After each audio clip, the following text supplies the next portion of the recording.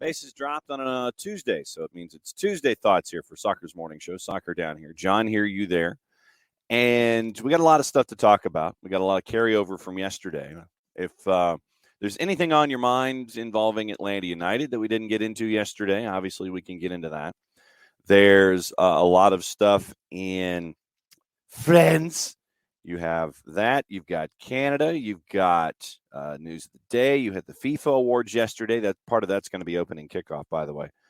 Brought to us by our friends at Kickoff Coffee, kickoffcoffeeco.com, when we get into that. So once again, literally Tuesday Thoughts.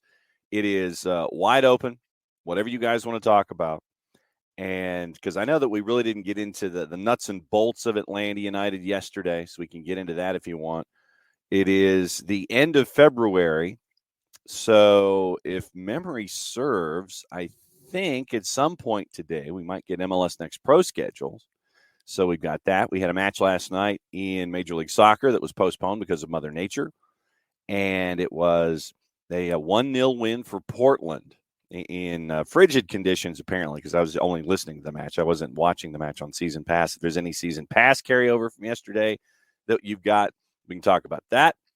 And so it's pretty much whatever you want to talk about this morning and the news of the morning. Reminder tonight, 5:30, 7:30. It's the first matches of the week for the SDH games of the week when it comes to the high school game. It is at Sequoia High School, Lassiter and Sequoia. So we will be there for that. I'll be calling the girls' game. Jason will be calling the boys' match. Once again, 5:30, 7:30 on the SDH app and at soccerdownhere.net. If you haven't downloaded the SDH app, please do so. It is iOS and Android. You can catch all of the content when you set your notifications, you know when we're live, all that kind of stuff. And all of that stuff is available for you. So highly recommended. And also highly recommended signing up for the Fantasy League. If you haven't signed up for the Fantasy League, sign up for the Fantasy League. Jason Wright Agency, Wright with a W on Facebook. Jason Wright with a W-A-G-E-N on Twitter. So go ahead and sign up for the Fantasy League, and we will get folks squared away there. I've got to look and see how my week was. I don't know if it was all that great, but we'll see what's going on. Yes, Sequoia match is going to be huge. Yes, it is. No, there's no reason to be sorry. It's early in the morning. We haven't hit opening kickoff yet, Alex. It's all right. I mean, you could have said huge, but no, we got news, we got stuff, anything you guys want to talk about when it comes to the world of soccer this morning. Tuesday Thoughts. So it is all up and running. All right, opening kickoff. Brought to us by our friends at Kickoff Coffee, kickoffcoffeeco.com. There's your QR code for those of you who are watching on Twitch. And don't forget, Kickoff Coffee CO, available Facebook, Twitter, and Instagram, kickoffcoffeeco.com. And if you use the code SoccerDownHere15, you get 15% off your purchase. Everything Kickoff Coffee. They in turn take 10% and roll it into youth initiatives. Very, very cool stuff from our friends at Kickoff Coffee and kickoffcoffeeco.com. I'm going to post the link in the Twitch pitch. And it is, if you want to use the hashtag moment of cool like we've done sometimes here, this is definitely a moment of cool. And it is a moment that came yesterday from the FIFA awards. And we'll go through the awards there and the winners and all that kind of stuff. But I'm going to post a link. And it's from Nico Cantor. And it's required viewing if you haven't seen it. But it is your Puskás Award winner for this year. And it is Marcin Alexi's overhead finish for Warta Poznan. Best goal of 2022. And the cool thing about it, other than the fact that it was an amazing goal, Alexi is the first ever amputee to win the Puskás Award. I mean, and this is like overhead finish, goal of the year, best goal of the year for 2022. So I've posted the link in the Twitch pitch. So check it out. I mean, literally, it's like 15 seconds. And it is a ridiculous overhead finish. Pass just to the top of the box. And Alexi just crushes it. Absolutely crushes it for the overhead finish. And it's one of those moments where you sit there and you go, FIFA figured it out for once. All the crap that is going on that we have to talk about where FIFA is concerned, and they get this one right. They absolutely got this one right. I mean, it's an amazing finish, talented athletes out there across the board, and you have that finish. Yeah, I mean, Sam, yeah, I mean, bottom line, hard to do with two legs. I can only imagine with just one and all your weight on one crutch. Yeah, I mean, that's just ridiculously talented stuff from Marcin Alexi. But, yeah, that was absolutely incredible to see that. And FIFA got it right. Go ahead and celebrate the game across the board. A lot of times, I know like I said, we give them a lot of grief because they deserve it. And we'll get into that when it comes to friends, later on in the show. But they got it right. Good on them for getting it right for a change. So once again, posted it in the Twitch pitch for those of you that haven't had the chance to see it, and for those of you who are listening later on, it's on Nico Contour's Twitter feed. So Nico Contour 1 and the number 1. So he's got your award winner there. The other award winners yesterday for your FIFA's Best of 2022. Best women's player, Alexia Putellas. Messi was your best men's player. If it wasn't going to be Messi, I think we were going to have a throw of hands. Best women's coach, Serena Wiegman. Scaloni got best men's coach. Mary Earps got your best keeper on the women's side. Dibu Martinez got your best men's keeper. And in keeping with form, when Dibu got the award, he repeated the shot, the photography around the world when he received the Golden Glove from the World Cup. Alexi got your Puskás Award. Fair Play Award went to Luka Lukashvili. Your Fan Award went to Argentina supporters.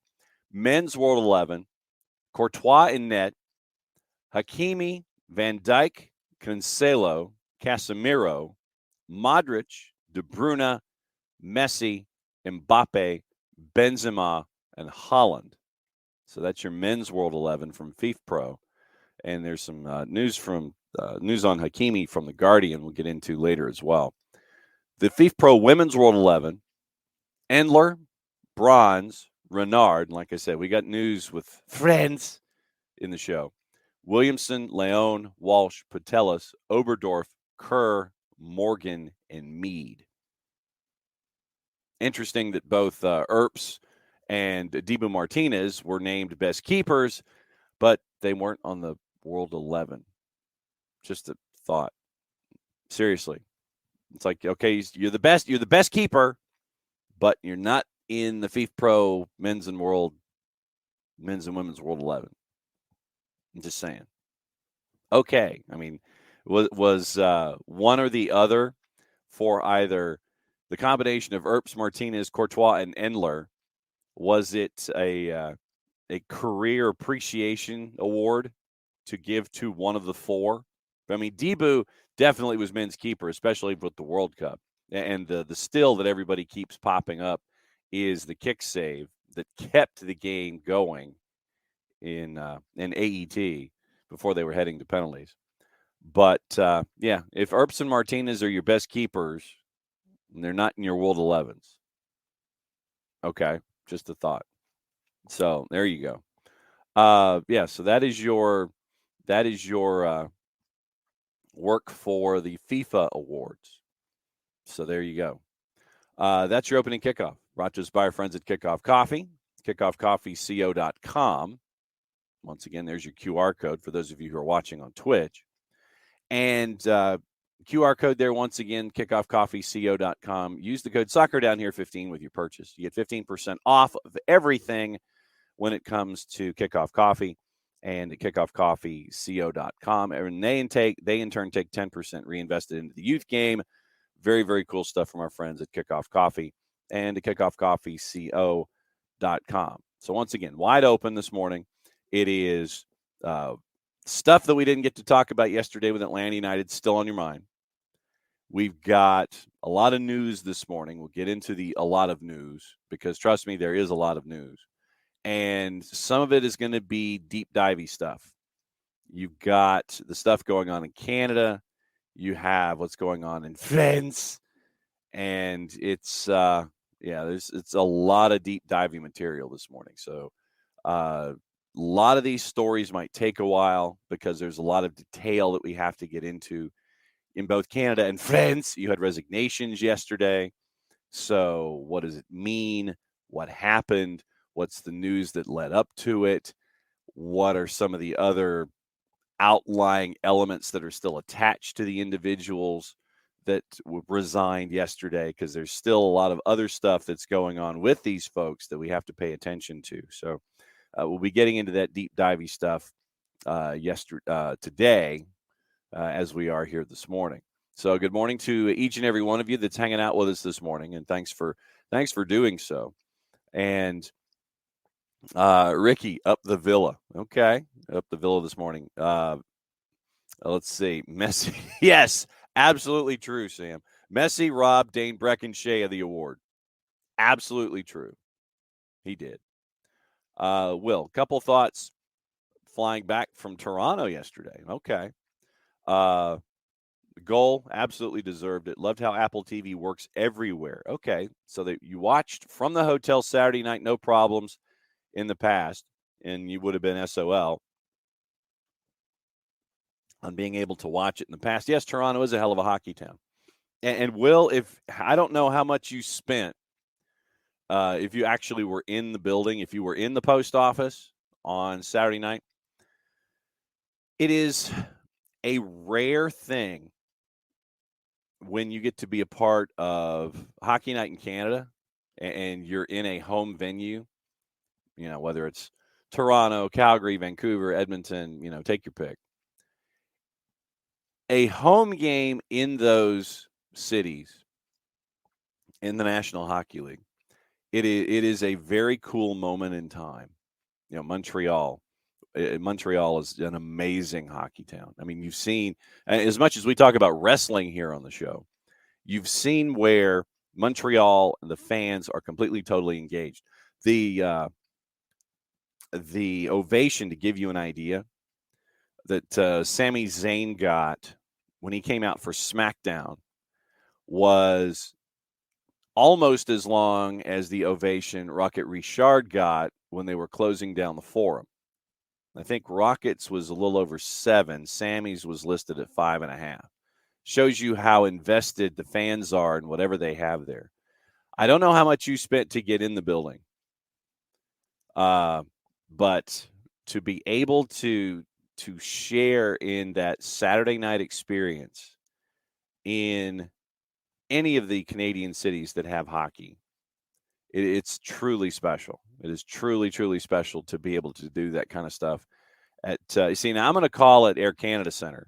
I always call it the post office because Air Canada Center was carved out of the old post office, and one of the facades still has the front of the post office, the National Post Office there in Toronto.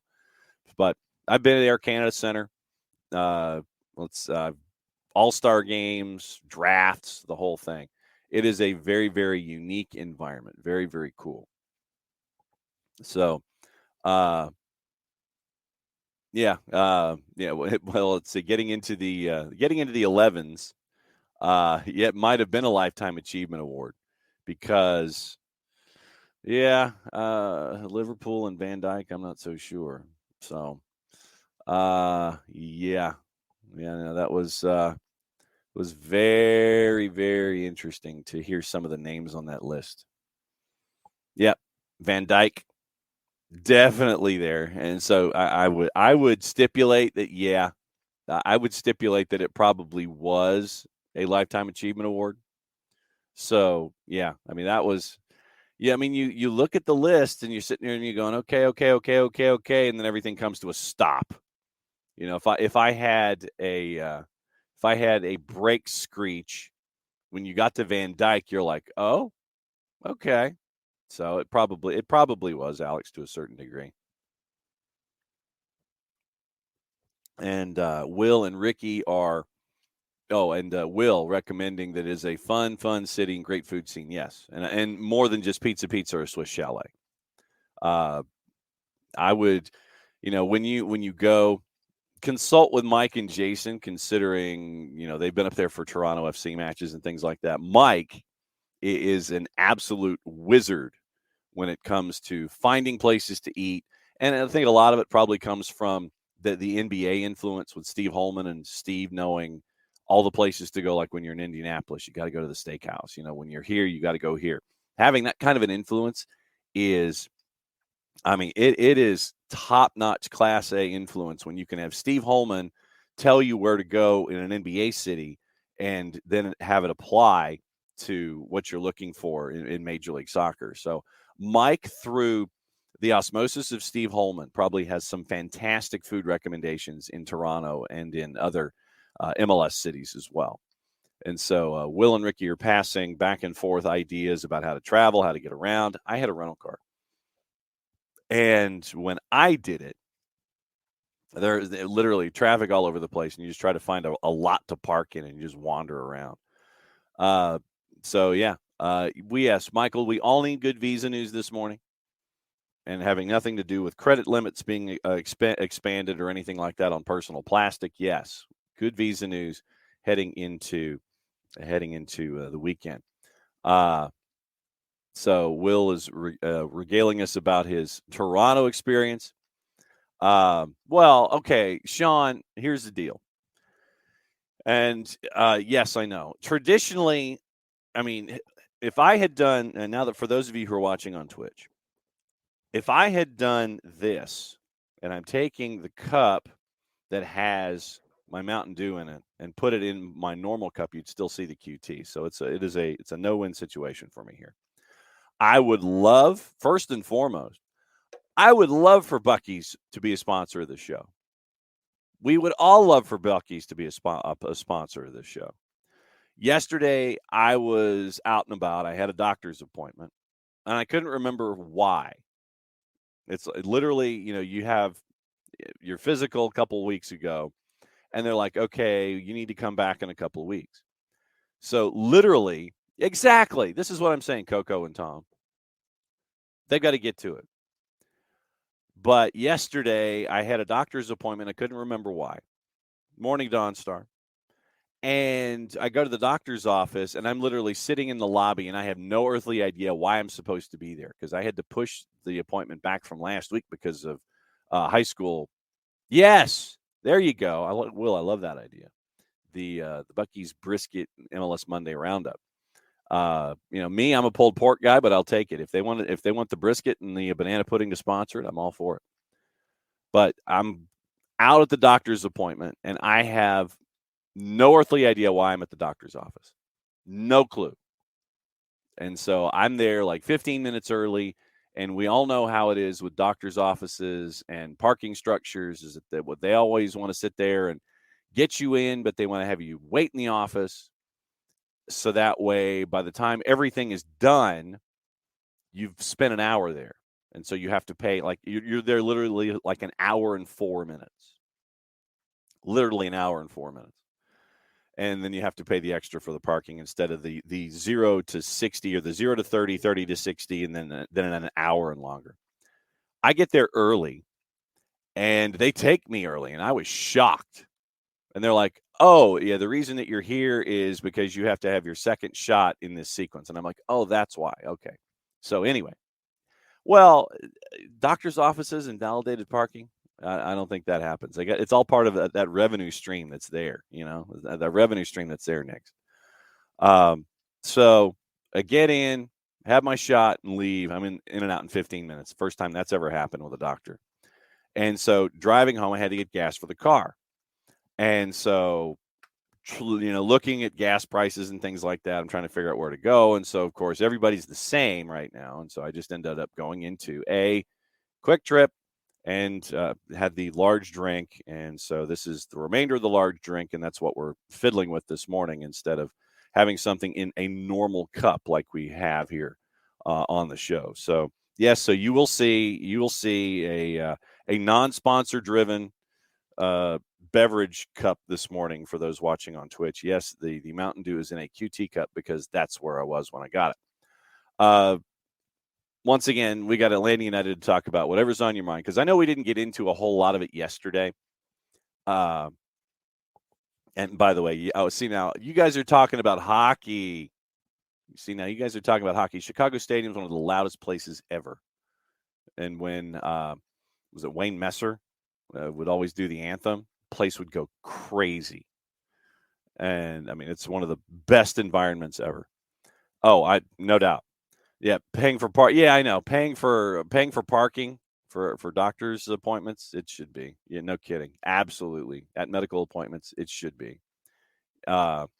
Absolutely, you should not be able to have to park in these kinds of things. I know we got off on a massive tangent yesterday about season pass. I know. Yeah, I know you have. Sean, I know you have. You and your Panthers. But there's plenty to talk about there too.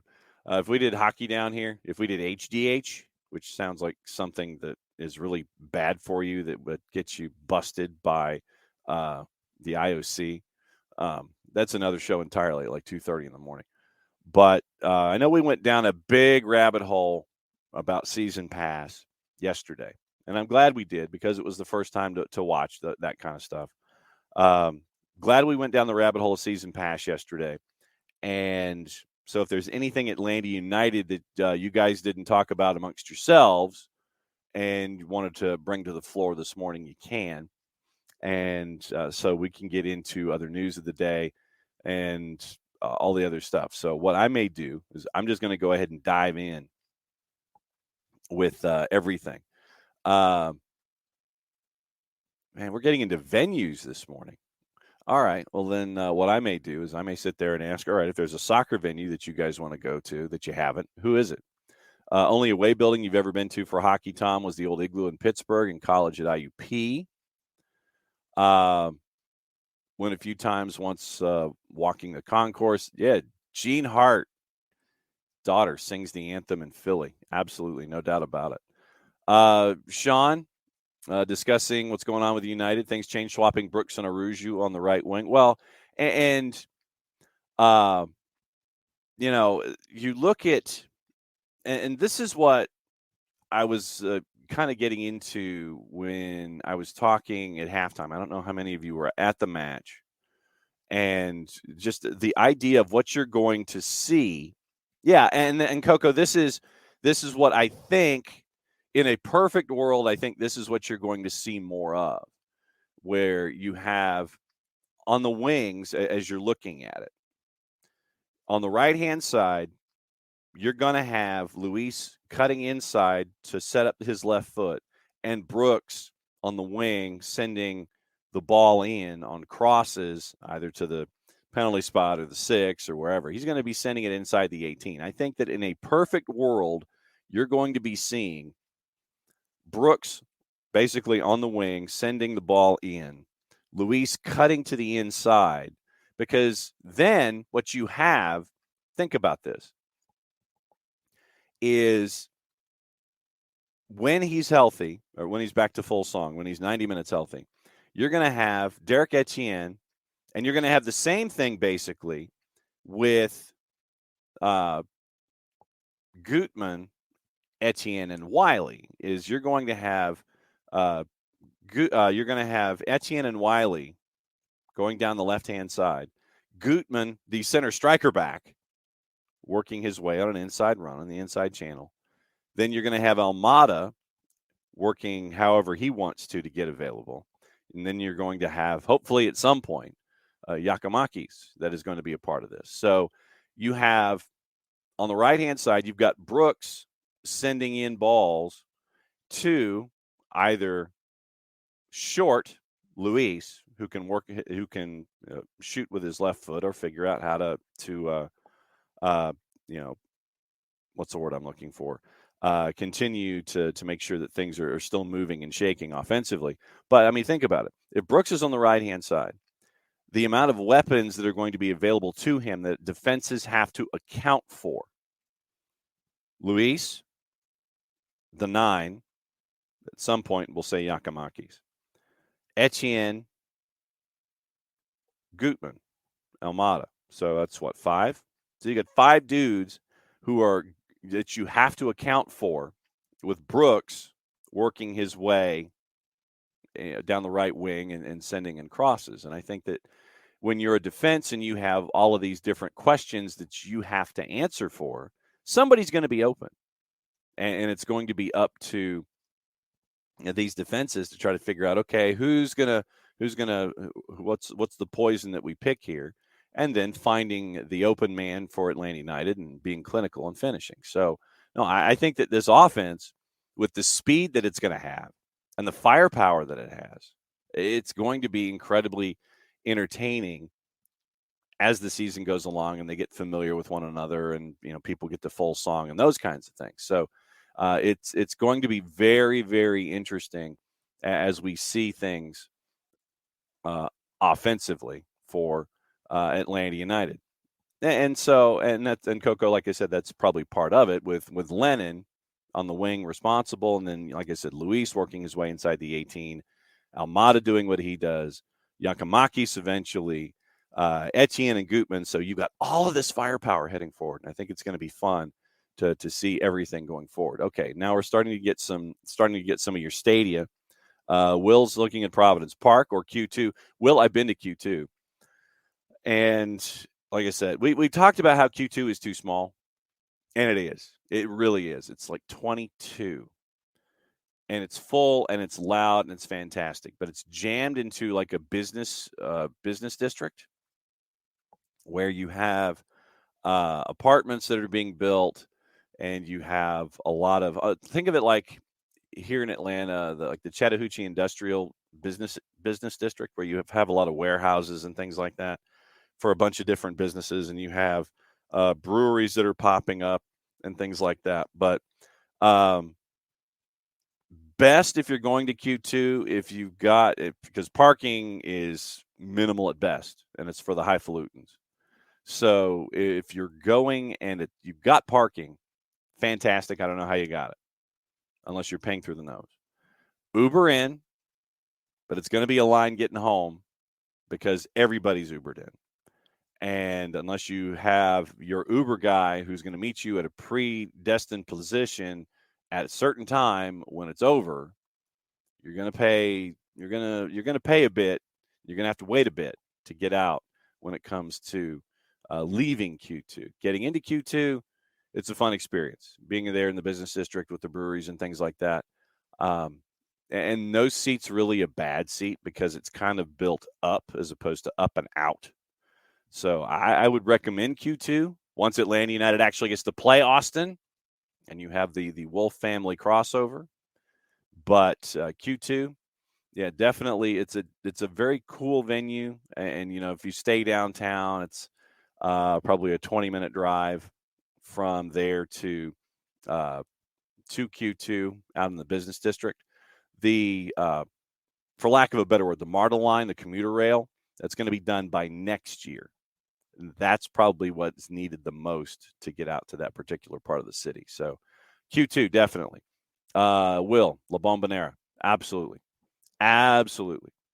So we'll see what happens there. Allianz in Minnesota. There you go. That's an interesting one. And as long as, OG, as long as there's no rooting interest, and if they win, you get to hear the supporters singing Wonderwall, one of those kinds of things. I think that'd be kind of cool. So you've got that one out there. Ricky adding Q2 in the Bernabeu. see, Bernabeu and Bombonera. It's like we're really in a particular zone. Knicks last night, no, you didn't. You did not miss much. You made it to halftime. It was a goal that was scored, I want to say, in the 6th minute by Mosqueda, and that was it. So you had that. And, there are a couple of other MLS things that we kind of need to get into this morning. And one of them has to do with Loffelson and Dahomey. We have to get into that, and I'll probably post that one as well.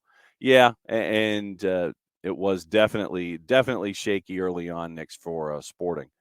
The OG, the season, the Montreal away games on your birthday. There you go. See, now that's a good play. Find out your birthday, go to that venue, and it works out that the OG is going to get to go to Stade Saputo. That's very, very cool. That's a good one. Jarrett has been to Stade Saputo. He did a road trip with the family through Canada a couple seasons ago. And when he comes back on, we will have him vouch for Stade Saputo and all of that stuff. I mean, that just the all of those elements up there that you can get into, definitely something to look into. But no, OG's heading to Montreal. She's turning 30. So, when you turn 30, you got to do something. So OG's going to Montreal. So, yeah, Dawn Star, to see the new BMO Stadium. It's not BMO Field, because I think it's like one of them is, I think BMO Stadium is LAFC, because BMO Field, I think, is Toronto. So BMO's got another sponsor deal. And so it would be cool to see that one because of the 3252 Dawn Star right there with you. So there you go. Emilio in this morning. Luis doesn't seem aware of the players around him. He is. I mean, if you look at Luis, if you look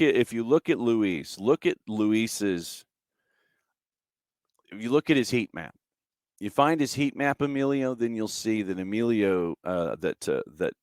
Luis is aware, because Luis is all over. Luis, if you look at his heat map, and this is stuff that doesn't pop up in statistics, so you've got to kind of look and see things and figure out how players, by the end of the day, they've impacted play.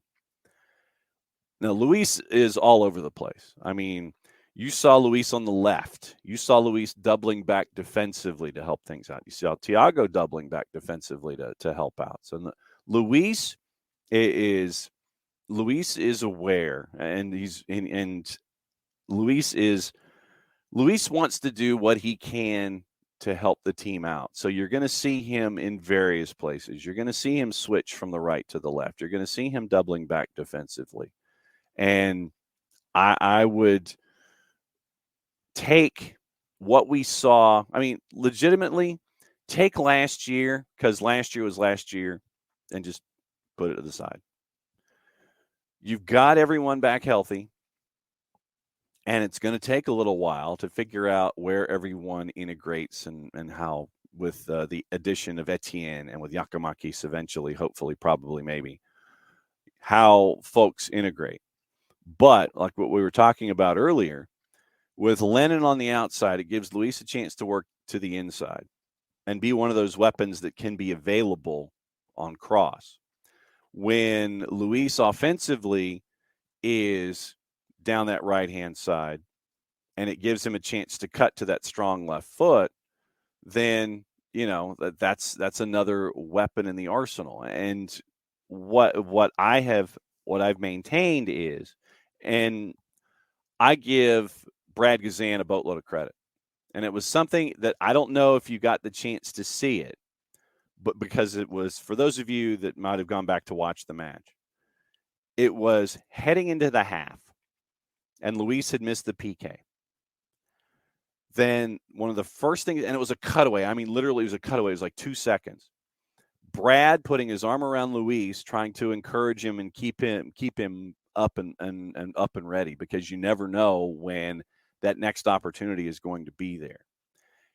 Gonzalo Pineda has mentioned confidence with Luis Araujo and making sure that the confidence is there for everyone that integrates into what they're trying to do offensively and defensively, and trying to be confident in Luis as an entity. And I think that that's big. And when you saw Brad put his arm around Luis and try to talk him up and keep him encouraged after what happened in the first half, just because, I mean, and there was a number that popped up yesterday. Let me see if I can find it really quickly, and I will see if I can find it. Nothing like everybody trying to sit there and just dive into your phone at the time that you're looking at things. Okay, so this was an Opta statistic. So it came up yesterday afternoon. So let me see if I can grab it. Was it there? No, that's okay. So that's not. And I know that this is making for incredibly compelling radio here at this point. Okay, so that's Sunday. I'm trying to find the numbers. And like I said, it was an Opta number that came out, and I think I'm getting warmer. So like I said, I know that this is just incredibly riveting radio when I find it. But 4 of the top 10 players for Atlanta United, 4 of the top 10 players in this particular rundown for Opta were looking at success rates and being engaged in play, and 2 of the top players in I think it was shot creating actions. It was both Almada and Araujo. So it was, you have those kinds of things, and I'll probably find it in an incredibly inopportune moment. But yeah, I mean, 4 of the top 10 players that were involved in shot creating actions were, well, and Ricky, I'll get into that in just a second. But yeah, 4 of the top 10 players when it came to being engaged in play were Atlanta United players yesterday. So, okay, so let me see if I can. Okay, all right, here it is. All right, I'm here. I finally found it. Okay. So the information was wiped off the board, but 4 of the top 10 players involved in creating actions in Major League Soccer on the weekend were Atlanta United players, and 2 of the top were Almada and Araujo.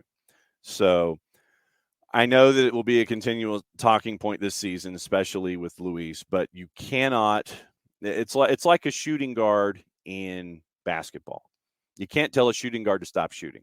You want them to continue to encourage to be who they are. And just with everyone healthy, it's going to take a little while to integrate and how folks want to. It's like, okay, well, if I move here, then you move here, and all of those kind of machinations. It's going to take a little bit of time. Luis is an incredibly talented player who will work as you know what off offensively and defensively to try to help your team win. And the biggest thing, as we've said, from Gonzalo Pineda is trying to have him continue to be confident. And it wouldn't surprise me the next time that there is a PK if Luis took it because of what happened on the weekend.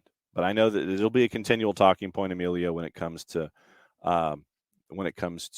Luis Araujo all season long. Stadium, Providence Park, highly recommended. Michael, DC is a good stadium, easy access as well via Metro. Jay Lesniak, welcome. I think this is the first time that you've hopped on with us. Your wife and you and your wife planning to visit TQL this year. You've heard good things. Wiley, about season pass. And like I said yesterday, we spent an hour on season pass. Guys, that was fantastic. Really like having easy access to all the replays. I don't have to jump services, one-stop shop. All right, my question. Do we get local radio still with you on the replay, or do we have Apple TV play-by-play in color, or do we have the local radio option? Because I've yet to be able to watch the Atlanta United match back yet, and I want to hear Mike and Jason. Can I do it?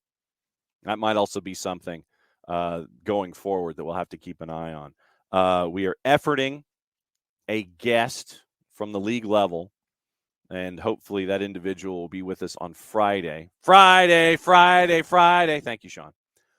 We are hoping to have this individual on in the 10 o'clock hour on that particular day at the end of the week to talk about MLS season pass and all the other stuff. So, like I said, we're efforting. We'll see what happens. Alex, been to the Bernabeu, but there was no game. Bad goal for a KC defender not hustling back, kept Mosqueda on side. Yes, and cameras use film. Michael, LAFC stadium very good. Trying to get a lift afterwards was dumb. I can't dispute that. Right. And Tom, and you're not the only one. Just hoping preseason Luis is the real Luis, not Saturday Luis. Yeah. Yeah, and like I said, you've got to, and that's the thing, Michael. Luis is going to have to get his head straight. The PK miss seemed to make him press. We do not need him to take 7 shots outside the box. Okay. I will say this in the overall, when it comes to teams and leads. If any team, and I mean, you could apply it to Atlanta United, you could apply it to Saturday, you could apply it to anybody you want. If any club has a 1-0 lead on an opponent, you are on the road and you are trying to leave with points, what are you going to do? You're going to pack it in. You're going to pack it in. You're going to force the guy that you're playing against who is trailing to push that much harder. And if you packed it in and there was a line of 5 and a line of 4, there were 9 dudes packed up in pretty short proximity when they had a 1-0 lead. It's going to be difficult to get inside the 18 because they're just going to sit there and they're going to wait and they're going to kill time and they're going to do all this kind of stuff to prevent you from getting inside the box. So naturally, that number of shots outside the 18 is frankly out of necessity. It's like, okay, we can't get inside the 18 because they packed it in. We really don't have a choice. Like I said, that's just me looking at it. When a team's got a lead, they're just going to defend. They're going to sit there and it's like, okay, we got a lead. We're going to try to get the hell out of here.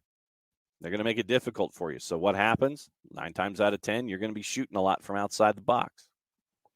It's just part of the framework of having a lead and trying to get out of town if you're a road team. Emilio, two separate players, 2 separate ideas. It's just they're different dudes. Let's see. Yep, and Ricky. Luis, I'd have to believe he's somewhere in the middle of preseason form on Saturday, which is good enough. So that's where we are. Emilio, I know, but some folks, when it comes to PKs, have their own set idea. Some folks just want to go and smash it. Some folks have the run up. Some folks have their own dynamic as to how they do it. You know, and no, Tommy was not trying to honor those from the past.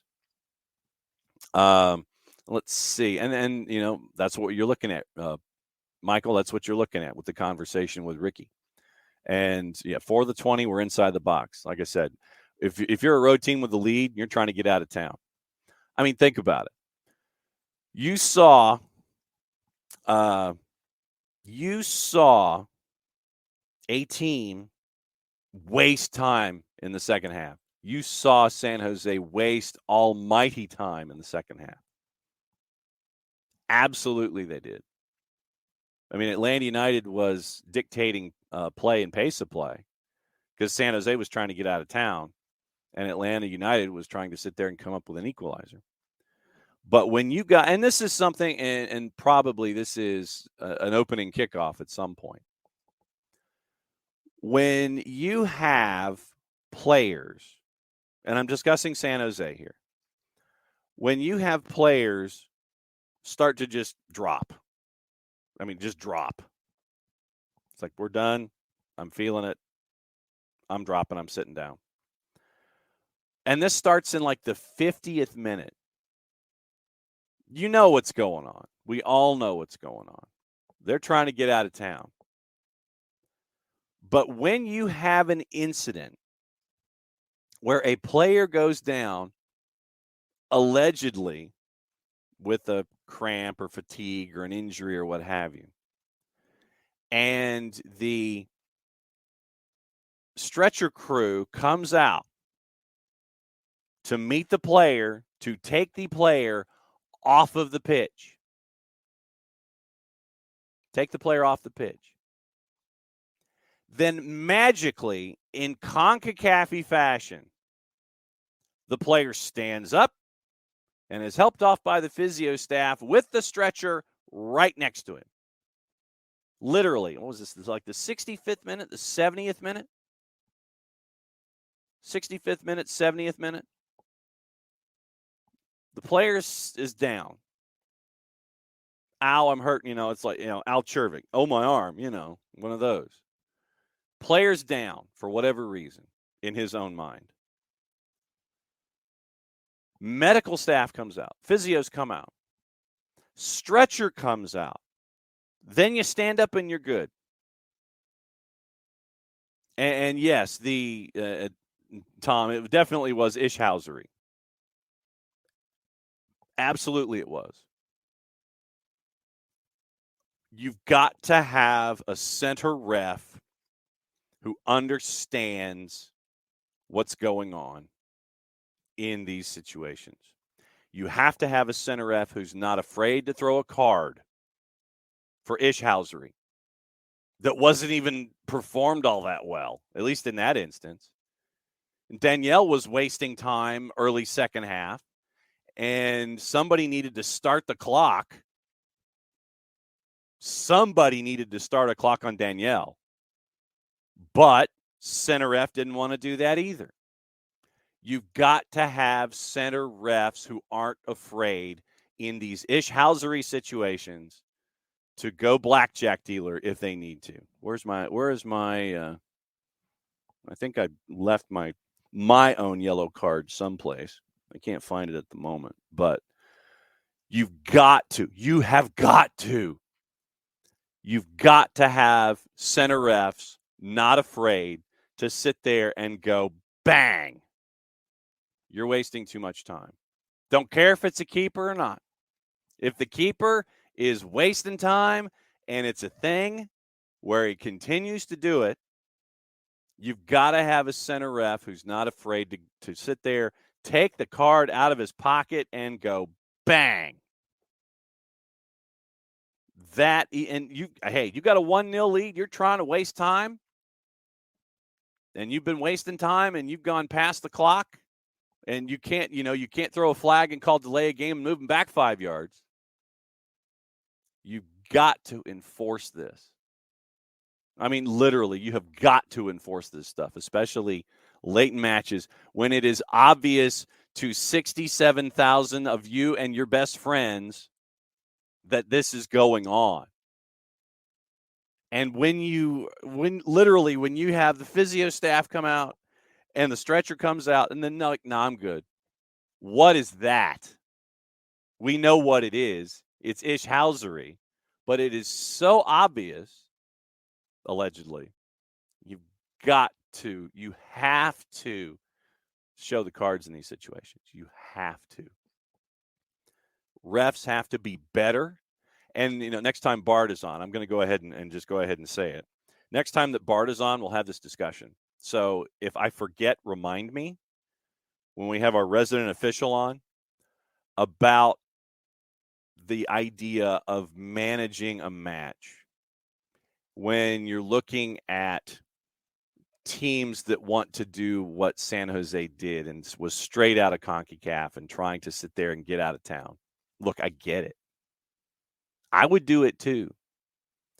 But at the same time, you have to have individuals who are referees who aren't afraid to sit there and enforce the rules. Even with ludicrous behavior attached. flash a card with ludicrous speed. That's all I'm saying. Be equitable about it. As like I said, I don't care. I legitimately do not care what what the game is that we're watching. If you have this kind of ishhousery, you have to flash cards if it's blatantly obvious what you're doing. If you're wasting time, flash the cards. If you're not injured, in quotation marks, well, or hiding it well, you've got to show cards. You have to show cards here. So next time Bart's on, we'll talk about it and what it's like to have to manage matches and things like that. And we'll get into his thoughts on the center refs in Major League Soccer. And we'll have him put his ref hat on, not his fan hat, but his ref hat. So next time Bart is on. Yeah. So there you go. Like I said, that's just me. So like I said, Michael, we'll see going forward who takes PKs. See, now that's disappointing. Okay, so on the replay, it was Kevin and Kendra. All right. Okay, so now I know that going forward. That's something that I think has to be kept, though. I know that they just let it. All you're doing now, Tom, help me out here. From a perspective of technology, all it is just making sure that extra channel's kept, right? All you're doing, because what they're doing is they're taking a direct feed from the radio booth, taking it into the truck, and it's an alternate audio channel. So all you need to do is make sure that you have that channel available for you in the replay. So that's that should be something that if you want to listen to Mike and Jason from the last 20 minutes, then that's what I think you need to do when it comes to that kind of stuff. I would love for that to be an added option for what we're seeing with Season Pass and Apple TV Plus. So, yeah, there you go. Sam, Death Valley, greatest stadium in the world. Fight me. Well, I'm sure that Jarrett would agree with you in that particular regard when it comes to Death Valley, and I'm glad that you got to the point where you're looking at that Death Valley. Clemson, it has its moments as a Death Valley. Other Death Valleys as well. Our intrepid social media searcher, Ricky Ricardo, has posted the trailer is up for Real Madrid until the end, the 21-22 season. Real Madrid until the end premieres March the 10th. And we got another trailer for Ted Lasso yesterday. And once again, it was another minute and a half of them showing you a lot but telling you nothing. And I finally figured it out. Remember, they're showing the season premiere, Ides of March. I get the irony there. Trust me. I get the irony. You release the first trailer on Valentine's Day, and then you end up with your first episode of Ides of March. What you're also doing is you're acting as a lead-in to Season Pass. Traditionally, you want to release your programs on Fridays into a weekend. But what you're doing here is releasing it on Wednesday. So that way you have 2 days of independent run-up to break Apple TV Plus and then get into your soccer content for the weekend with Season Pass. Fantastic idea on the release date. I know Ides of March, and that's what I was focusing on initially. But the fact that you're releasing it on a Wednesday as opposed to Friday, which gets you into Major League Soccer on the weekend, you're not crossing, you're not interrupting any of that. You're not jumping over each other when it comes to access. You've got a 2-day runway to break Apple TV Plus before Major League Soccer starts. So I thought that was a really good move. I thought that was a really forward-thinking move there by Apple and trying to bring out Ted Lasso. And it just so happens that the Ides of March are on a Wednesday. So very, very good stuff there. Yeah, Nick's Lennon did miss his sitter, and that was definitely one, and he knew it. So you've got to be clinical in these situations, no doubt about it. Yeah, and this is the other element in all of this. This is the other element in all of this. Michael Head brings it up. Glad the ref added all that time back and it bit him in the rear end. That's the other key in this, that a center ref has to have that foreknowledge to add those kinds of things, to make sure that time is added on. Time is what you're staring at. Time is instead of just sitting there and it's like, okay, we're going to add 3. When there's obviously been a lot of folks sitting down, a lot of folks grabbing calves, grabbing elbows, stretcher staff comes out. That's the other part in all of this that we have to be somewhat vigilant about, making sure that the time is added back and that there isn't any kind of shortchanging whatsoever when it comes to that kind of stuff. That's just as key as being a center ref that can monitor what's going on and make sure that you're calling things properly. So adding time back just as big as making sure that you are as vigilant in making the calls as you need to be. Yeah, so the MLS Next Pro rule, very, very good. Will, down for more than 15 seconds, the med staff has to come on. Med staff comes on, player must stay off for 3 minutes. That's your MLS Next Pro rule.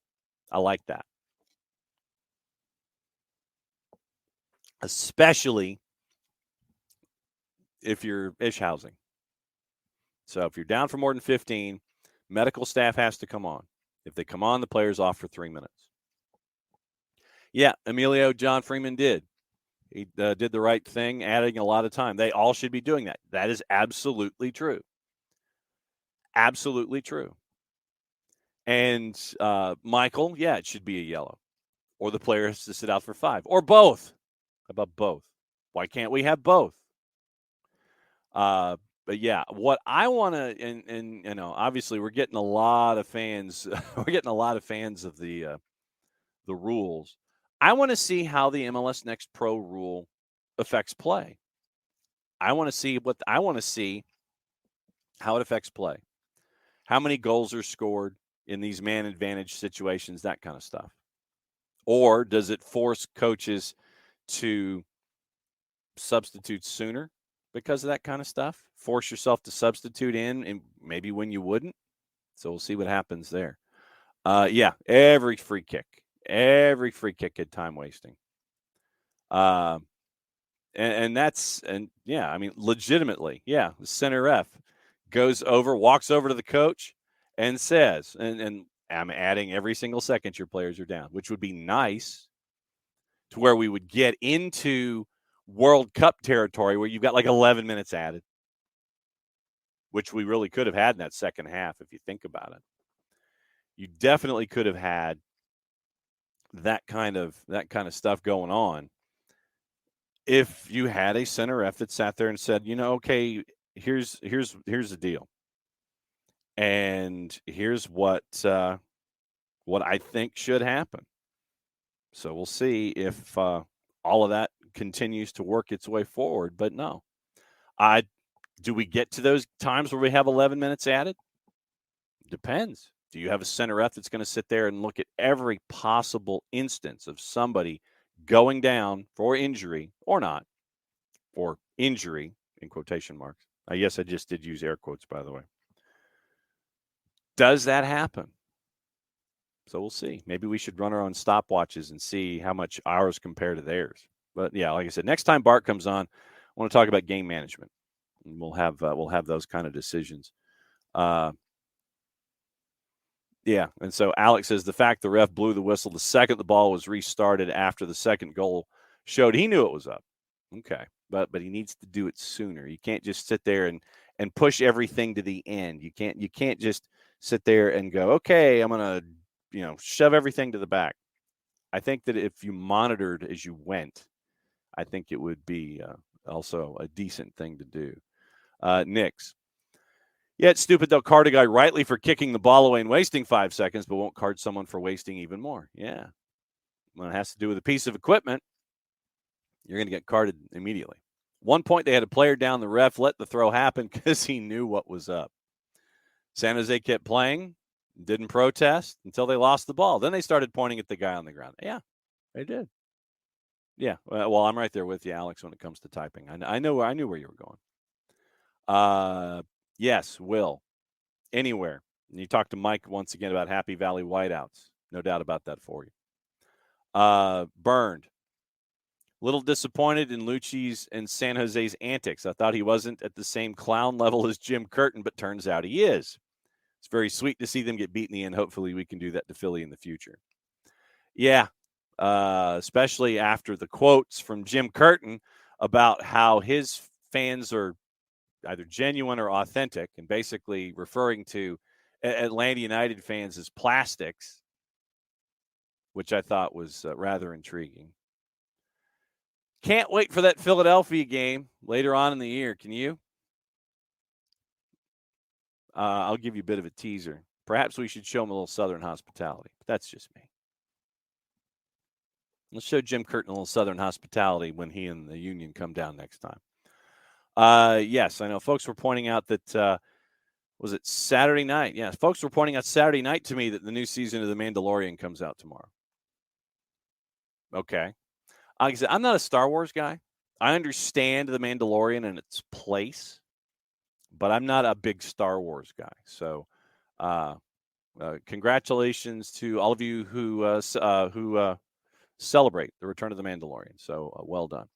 Oh, wow. We are in the second hour. So, that means one thing. It means I have to find my piece of paper and an unsuitable audio level. I'm going to take it to 11 because it's one more than 10. All right. So, tell you what. After the discussion we had yesterday, it's at 12. The audio level is at 12. We're going to read you promo. You can grade me appropriately as you so fit, as you always do. I'm going to hit the button that says rock and read a promo. Rotor-free, clean, fresh air, one place you need to go. Lemonize service. QR code over my left shoulder for those of you watching on Twitch.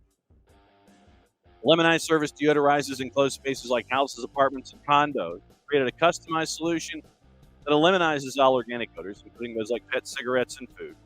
Realtors and property managers use the Lemonize service to eliminate bad odors to help them sell or rent their homes that much faster. It's a turnkey process, makes it easy to work with said realtors and property managers. Kind to the environment, we like that these days. Very green way of going about getting rid of odors without any kind of toxic residue whatsoever. Different than your favorite masking agent that you have either above you in the cupboard or below the sink.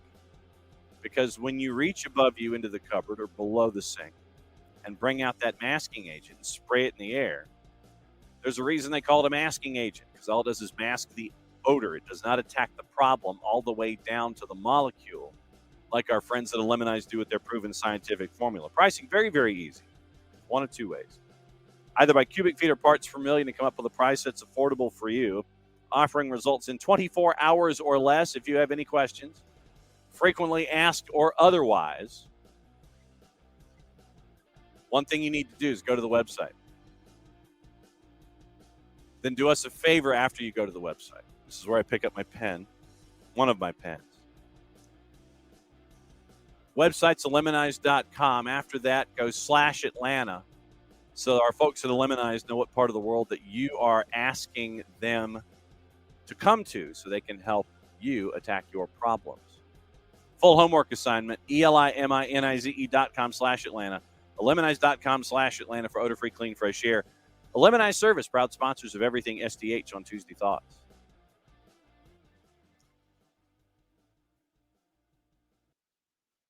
And there's your fade. See, there's no real fade, and that's what gets to me. I mean, I'd love to do a direct fade and everything, but you hit 0 and the thing just slams shut. All right. Where's my grades? I want to see what my grades are. So give me my grades for the read, and we'll go for it from there. All right. Let's see. Alex, counterpoint, don't go down a goal if you want the road team not to hug the turf for an hour. True. Yeah, there's that. That's absolutely true.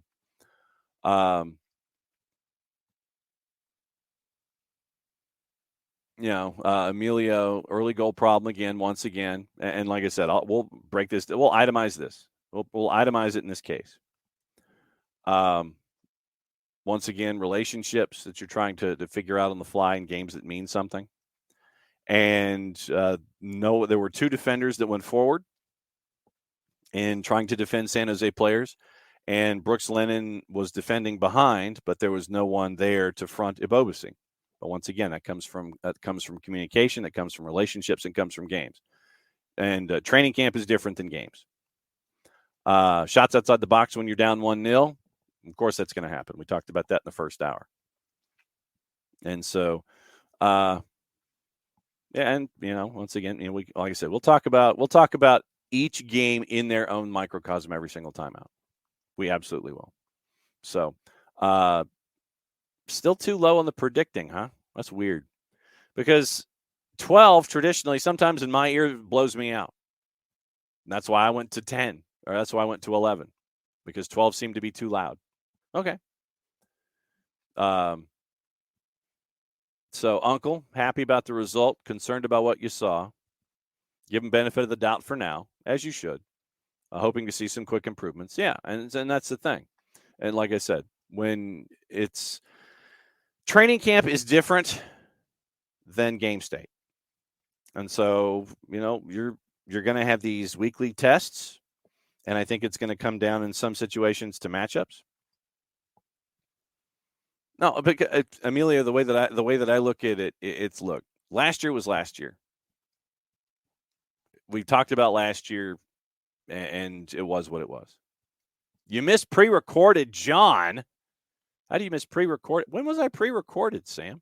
Oh, on the reads. Oh, that way, because, yeah, there was at one point where I did do a pre-recorded read that Jason tossed to just to have different audio. Still low on your end. Huh, strange. I mean, I'm Emilio, I'm looking at, yeah, and that's the thing. And I will get into this, with what Tom says and what Tom has posted to the floor. Let's look at it this way. Wasn't even your first choice 11. You have Luis Abram now in, and that's going to be one of the weekly battles. Abram and Purata to be paired with Miles. Santi Sosa's out for one more. He's on suspension. And you're still looking for your number 9. And you also had Wiley for Etienne Jr. No, I understand, Emilio, what you're saying, that there is the element of similarity, considering that Gonzalo Pineda is your common factor here, one of your common factors. But I mean, last year, and we talked about it all last year. We talked about it in the offseason, where it was one of the most devastated teams by injury, trying to find continuity, all those different kinds of things. Like I said, take 22, put it over there. 23, we saw training camp. You're getting folks. And Sam, I'm right there with you. I think that Arujo will come good. He's too good not to. But like I said, you can't tell a shooting guard in basketball not to stop shooting. So that's where it's. So that's what I'm looking at. Yeah, and everybody's hoping that Gigi gets the visa. Yeah, so you had 3, if not 4 players that weren't a part of your starting 11. Then you're trying to integrate them into this process. So that's where I'm looking at it. Alex, if it's mostly the same players, but it really wasn't, most of the same gameplay, there's nothing wrong with making comparisons. Absolutely. No, I'm not saying, and don't ever interpret what I mean by don't be afraid to make opinions. Don't ever be afraid to do that. When either the play changes or the players changed, then the comparison isn't fair. Right. And so that's why I'm saying that you didn't have 3, if not 4 of your starting 11 out there, and you still coming up with a 2-1 win. So that's how I'm looking at it, with Miles in healthy, with Brad in healthy, and you still didn't have 3, if not 4 of your starters, and you still end up with a 2-1 win. And once again, like I said, that's why I'd like to take the entire week to sit there, or at least the early part of the week, and discuss everything that you guys have on your mind with Atlanta United. No, it's not snippy at all. I don't take it that way, because, I mean, you and I have talked game state at remotes for years. No, it's I don't take it as snippy, but I don't know. I guess from my perspective, I look at things in their own element. I look at 23 as 23. I understand 22. Don't get me wrong. I understand 22. But when you're trying to come up with starting lineups with chewing gum and glue and who's available on the waiver wire at times and bringing up guys from the academy or having to learn on the fly, it's a different element that you're dealing with here in 23. Yes, those academy players are now a year older and understand what you want. But I mean, if you look at the starting 11, you had Miles back, you had Brad back. In the middle, you had Purata and Abram with Miles. Purata came in the midpoint of last year on the fly, on loan. Abram you brought in as an offseason acquisition who's having to learn and integrate. And I think that Abram and Purata give you different approaches at of the same thing. With Franco Ibarra in as your 6 subbing for Santi Sosa, I think Franco did really well. I know that we will always have disagreements here in the show about Mateus Rossetto and what he does. My own personal view of Mateus Rossetto is kind of like a point guard in basketball. And in the midfield, you don't want if you think of, say, the midfielders as guards in basketball, I don't think you ever want 3 guards to be doing the same thing. And like I said, I know that I'm probably opening up another 5-paragraph, a lot of comments from everybody. You want Thiago Almada to do his thing. You've got that defender in Ibarra, Sosa, whomever, and then you have the point guard in Rossetto. And if you look at no doubt. Juanjo Purata with the diagonals. Good Lord. That was fun. I'll get up his numbers in just a second. But I think that with your midfielders, you want them doing different things. And another set of numbers that came out from Opta, I think Rossetto in progressive actions against San Jose, even as Atlanta was trying to come back from a 1-0 deficit, was top 10% in the league, or it's either top 10% in the league or top 10 period. I think it was top 10 period in the league in progressive actions in the first weekend. And so, Uncle, this is, and then if you want to view Rossetto as an offensive lineman by comparison, do that. I know that we only talk about offensive linemen when they make mistakes. So I guess that's more of an apt comparison when it comes to discussing somebody like Mateus Rossetto. You want him to be that point guard. You want him to sit there and pass the ball and have the assists and working forward and all that kind of stuff. But no, Opta had numbers where I think he was top 10 in the league in progressive actions in week number 1. So, and you're still getting Ozzie. You're still getting Ozzie Alonso coming back from his ACL injury. So you'll have that to help out defensively with Sosa as well. Thank you for that, Sam. The numbers on Purata, I know that you wanted, since you mentioned Juanjo Purata, let me get to his numbers courtesy of our friends at SofaScore. Juanjo Purata had a 7 defensively. Clearance, 2 blocks, an interception, 1 for 3 on ground duels and aerials, 50 of 55 on the ground, accurate passes, 91% in his passing, and 61 touches. To your point, Alex, 7 of 8 on long balls. 7 of 8, Juanjo Purata. That's what you get back there.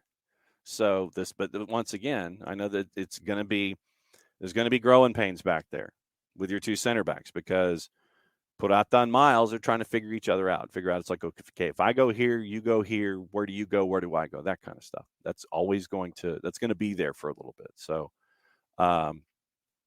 please do not grab your hair and pull at a high rate.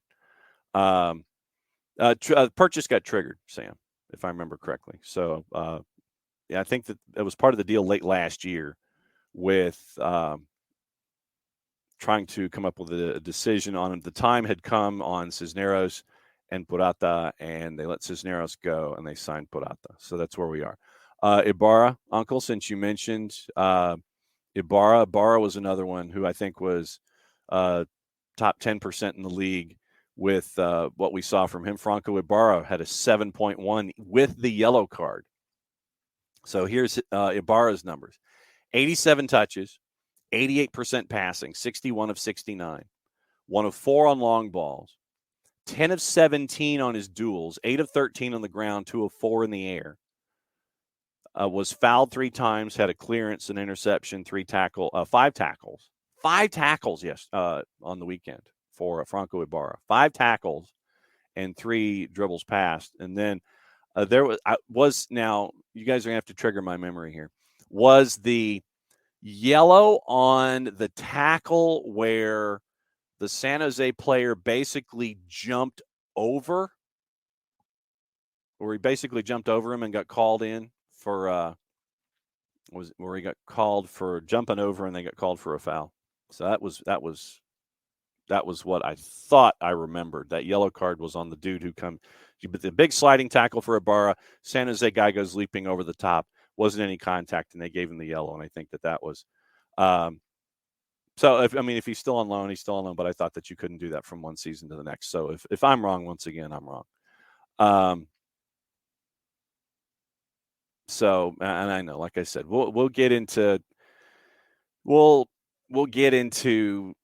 I said, we'll continue talking about players all season long. But take the win, take the win. You got to win against San Jose. You came back to do it. It was 2 amazing goals from Thiago Almada. You got 3 points. You're out of the blocks. You got 3 of your first 4 at home. You're hoping for progression. That's what you're hoping for in all of this. Progression, increased relationships, all that kind of stuff. So it's like, you got the win. We got to win. Landy and I got to win. I know we can get into the minutia. We do that all week long. Absolutely nothing wrong with that. But it's just, understand, first game out of the blocks, you didn't have 3 or 4 of your starters. You still got 2 amazing golazos from Thiago Almada. Yes, exactly. Too close to the playoff line. Bread and milk. Exactly. Make your run to the stores. Get your water. Exactly. So, 1 week. And we'll talk about Toronto. I'll see if we can get a Toronto guest in on Thursday to try to talk things through. If Ibarra looks like he's lost 10 pounds, then he's a svelte man. And so we got that going too. All right. We got a lot of news this morning. And Conway definitely has been Jack has definitely been hitting the weights, no doubt about it.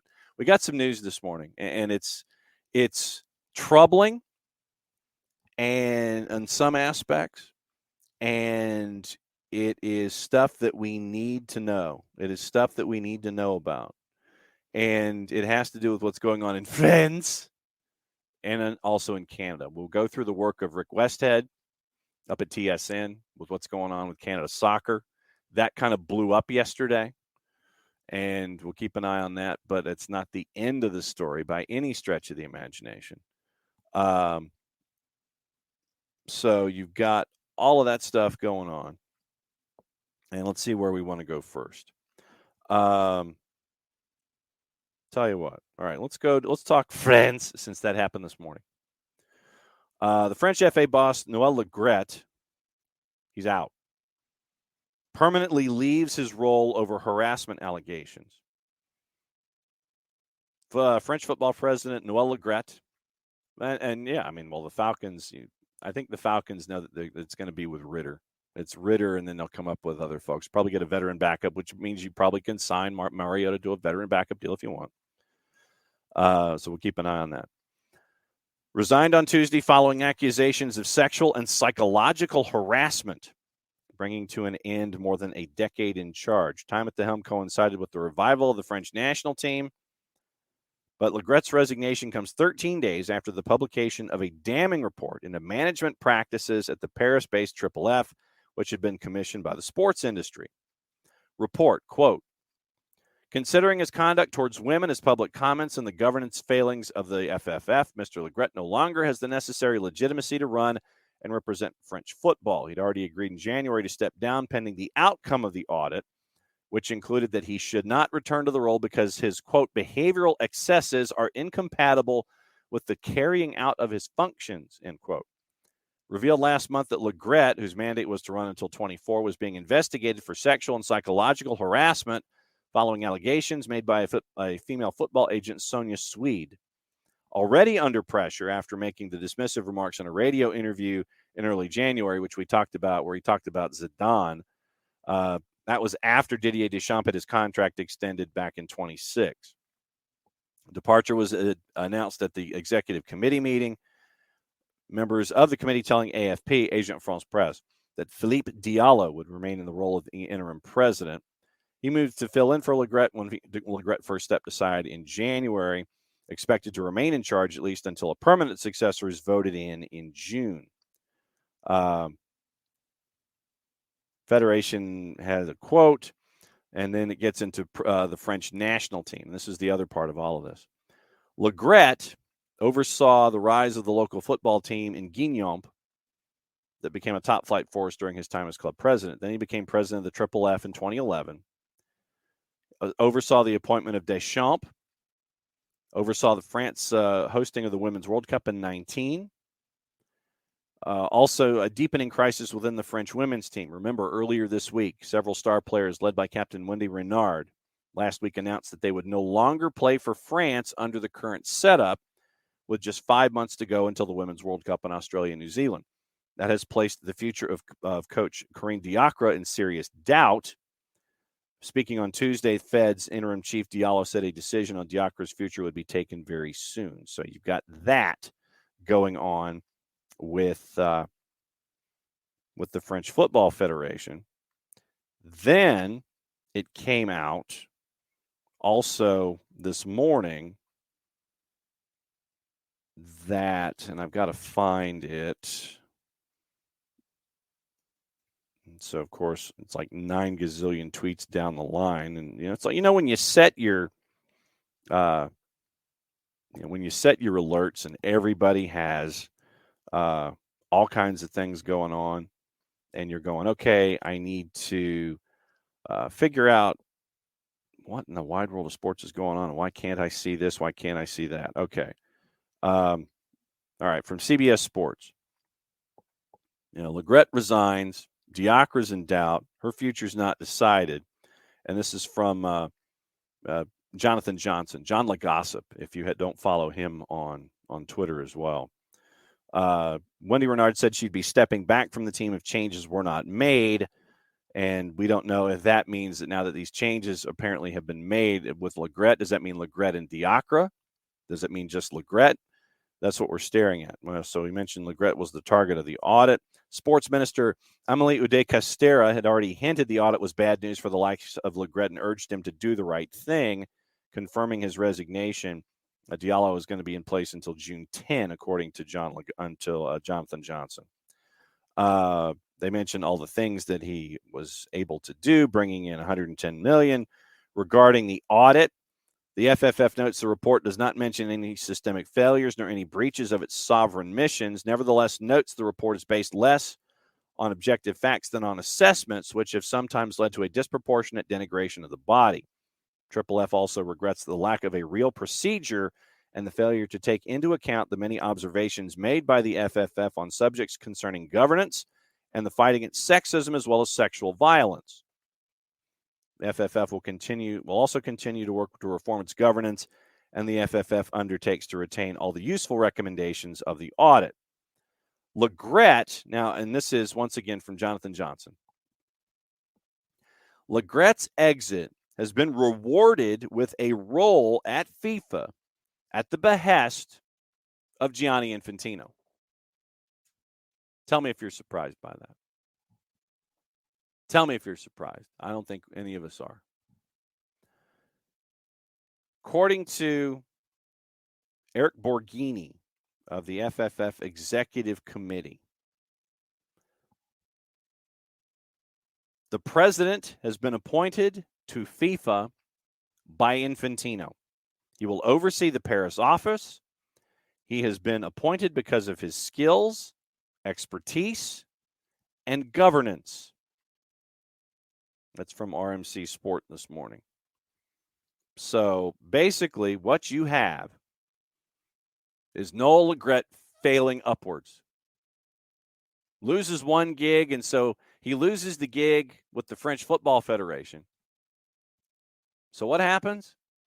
He gets a gig at FIFA. There you go. Today is apparently not going to be, according to Johnson, the day of reckoning for Corinne Diacre. It is expected she'll be dismissed as the head coach of the French national team because of all of the retirements that happened. Legret's resignation has pushed a decision on Diacre's future back to Thursday, March the 9th, because of the executive committee's inability to hire or fire national team bosses.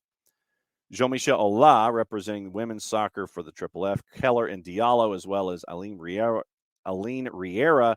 and Laure Georges, will study the case as the designated group before making a decision. So, Noel Legret out at the French Football Federation, in at FIFA. Once again, I'm shocked. I'm completely and totally shocked. That never happens. That truly never happens, people. Okay, so now the other element. We mentioned what's going on in Canada with the Canadian Soccer Association, or with the national soccer team, and the federation there. And you want to talk about, if you thought that France was all kind of messed up yesterday, and this is a combination of things, from Rick Westhead. Once again, if you need a follow, he's an amazing follow, a tremendous investigative reporter. Nick Bontis, Canada's soccer president, agreed to resign his position hours after the 13 presidents of Canada's provincial and territorial soccer federations, group known collectively as the President's Forum, sent a letter requesting his resignation. Bontis wrote in a statement that he acknowledged the moment requires change.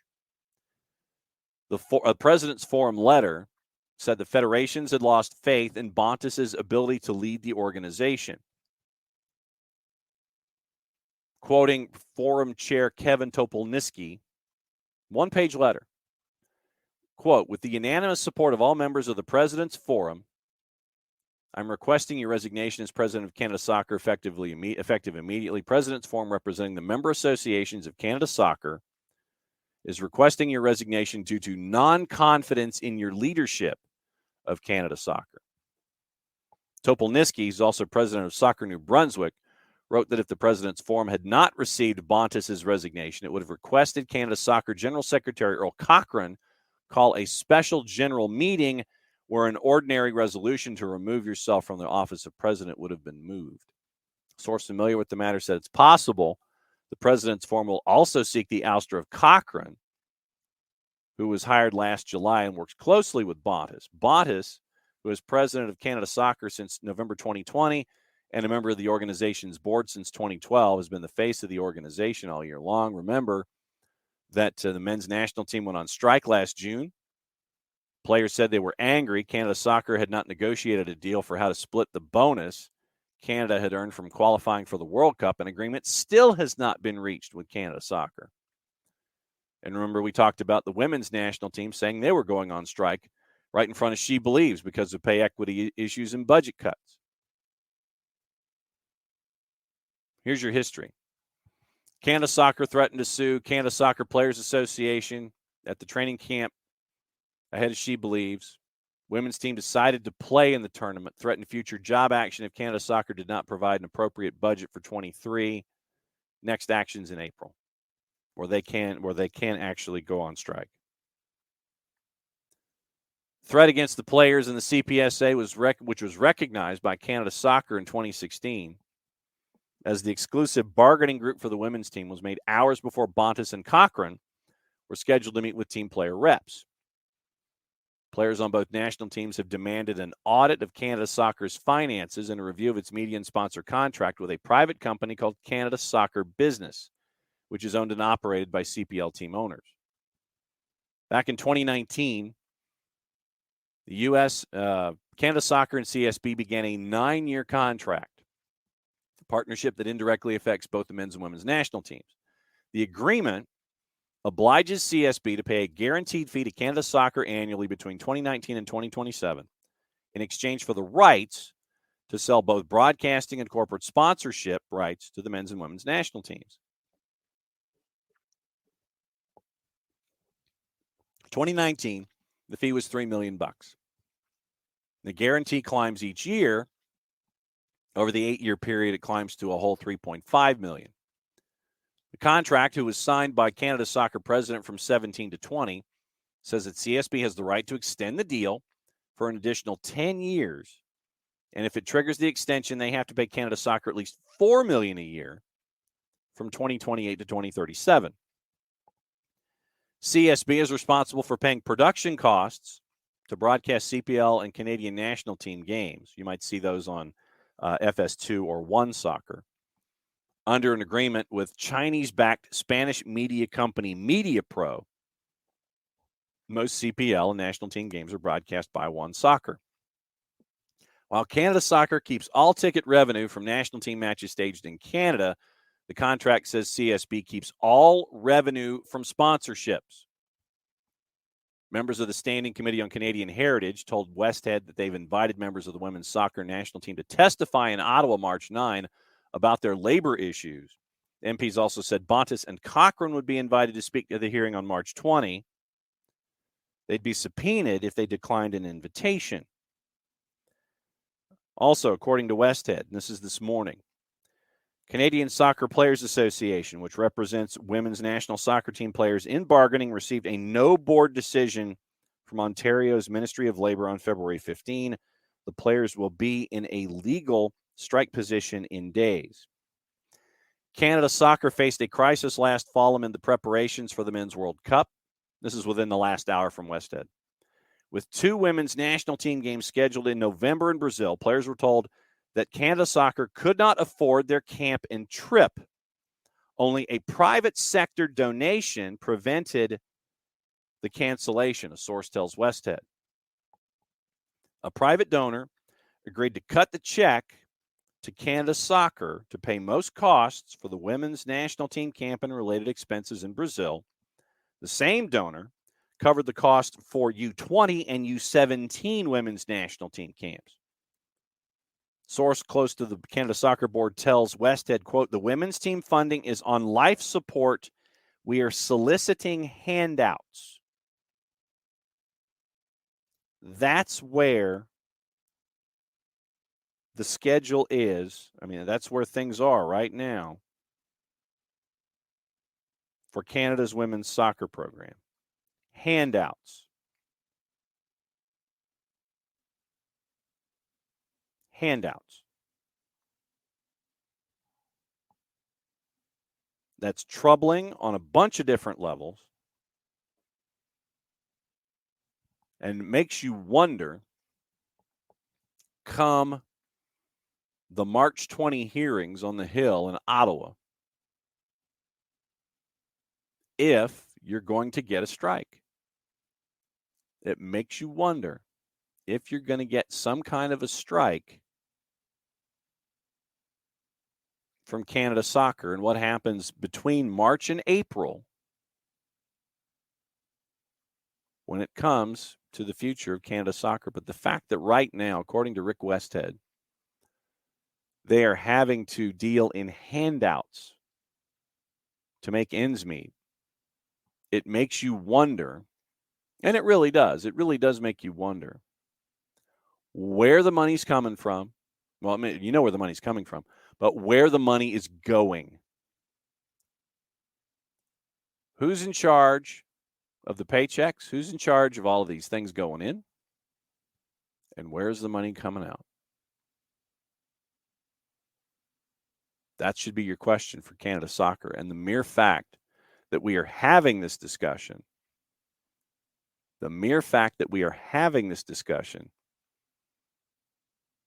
is profoundly disappointing. It's not surprising, sadly, because apparently that it is all over the place. It is sad, and frankly, it's disgusting. So that's where Canada's women's team is right now, you know? That's about 10 pounds worth of not cool, as we say here. But that's where Canada's women's team is right now. Life support, handouts. It should not be this way. Should not be this way at all. Other news this morning, I'm going to try to turn the corner here just a little bit.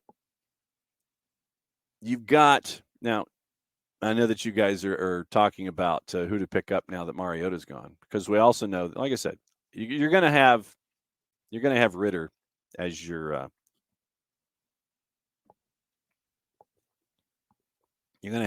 starting quarterback. But yeah, Nix totally fumbled a great play the teams have had in recent years. Yeah, you might be talking Falcons, but it still applies to Canada Soccer. Sam wants to draft Stetson Bennett. I don't know about that. I will say this. If you're going to draft Stet, probably should follow Monken, so it wouldn't surprise me if he ends up in Baltimore day 2. That's what I'm thinking. If you got Monken as your OC, I think Stetson goes to Baltimore. That's just my thought. Odds and ends this morning, and I know that we've got to do gossip, rumor, and innuendo and all that kind of stuff and what we're watching before we go. Once again, reminder, 5:30, 7:30. 5:30 and 7:30 is your game of the week tonight. Lassiter at Sequoia. It is boys and girls soccer. I'll have the girls call at 5:30. Jason will have the boys call at 7:30.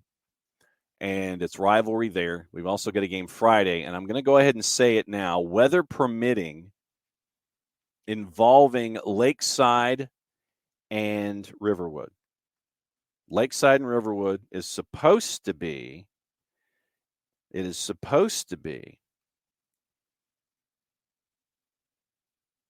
thunderstorms like you wouldn't believe on on Friday. Lakeside and Riverwood is our scheduled doubleheader on Friday.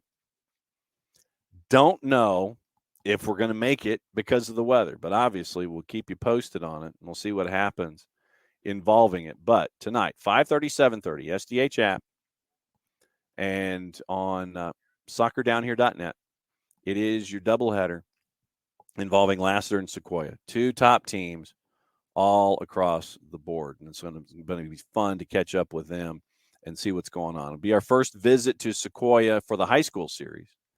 And so once again, Lassiter, Sequoia, 5:30, 7:30. That's tonight. SDH app, iOS and Android, and soccerdownhere.net. So as we look at all that stuff, we got odds and ends. How many of you do go-karts? Next generation of F1 drivers. I don't know if you saw this morning. I saw this and I was like, what?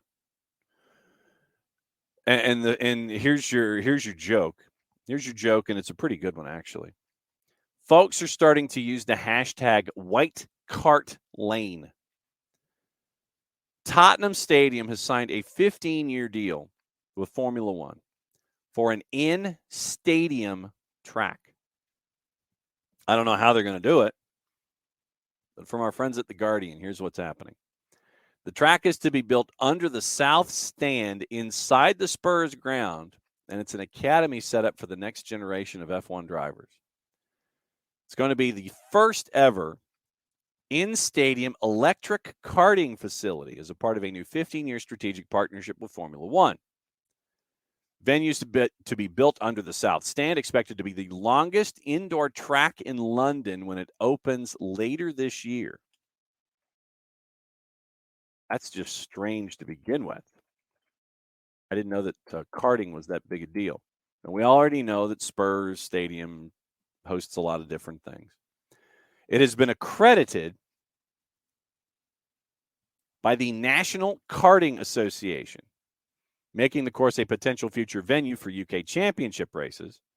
Karting experience being hailed by the club as a long-term partnership that Tottenham and F1 hope will create apprenticeship and career opportunities for the local young people. Like I said, this is from The Guardian. So this is how it's being phrased by The Guardian. Accredited, creating apprenticeship and career opportunities for local young people, bring greater diversity to the motorsport industry, particularly for women and underrepresented groups. In particular, the belief is the Driver Academy program at the North London venue will widen the motorsport talent pool and help to identify the next generation of F1 drivers. Club and F1 have pledged to deliver educational activities for schools, to engage in local young people in motorsport and showcase career opportunities and pathways in areas such as engineering and software development.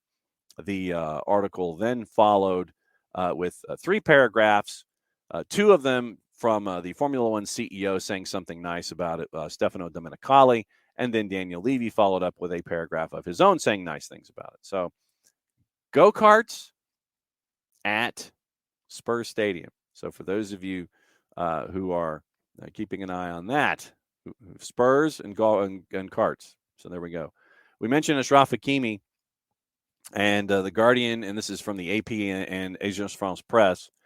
PSG's Hakimi being investigated by French prosecutors over an alleged rape. Like I said, this is going to be wording from the AP and the AFP. And French prosecutors have opened a preliminary investigation into an accusation. Investigation being led by the prosecutor's office in a Paris suburb of Nanterre. Official would not provide details about the accusation or comment on media reports about what allegedly happened. Accused of raping a woman at his Paris home on Saturday. So we'll keep an eye on that as well. Also on the board this morning. Interesting, if you subscribe to the Telegraph, you'll see Scott Brown with a full head of hair.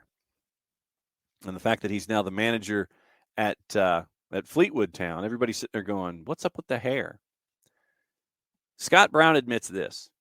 He shaved his head to look harder. He was a pantomime villain. So apparently, after all this time, we have found out that Scott Brown shaved his head on purpose. Shaved his head on purpose. He wanted to be a pantomime villain. So now that he's managing, he's getting all the hair back. We'll keep an eye on that. Latest on Manchester United from Melissa Reddy at Sky.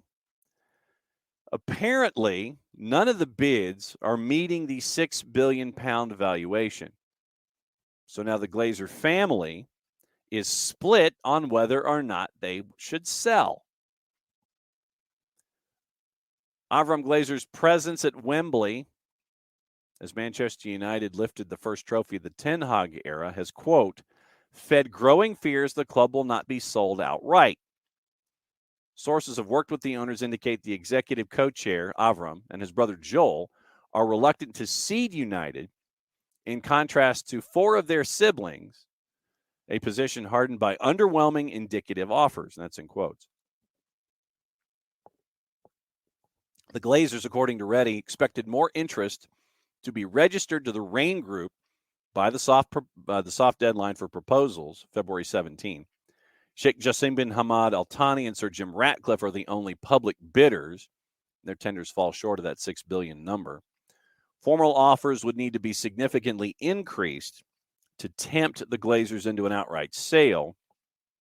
There was one individual that had there's one group that had jumped into this idea of like, yeah, we'll kind of come in and kick the tires. And this is outside of the group that was just wanting to do the financing.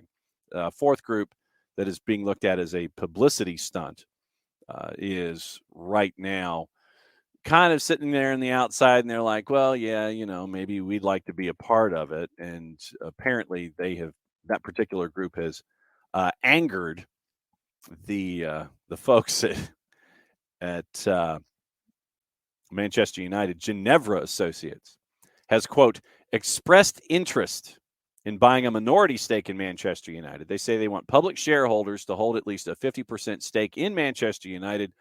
From Ben Jacobs, the Glazers are highly unlikely to go for this, and they also understand and Ben also understands Ginevra has angered Manchester United with what's considered PR. And Ginevra and Ben Jacobs says there's a real irony with this type of bid. Ginevra speak of wanting to work with the Glazers before adding fans have been rightfully frustrated over the last several years, in quotation marks. It hasn't gone over well.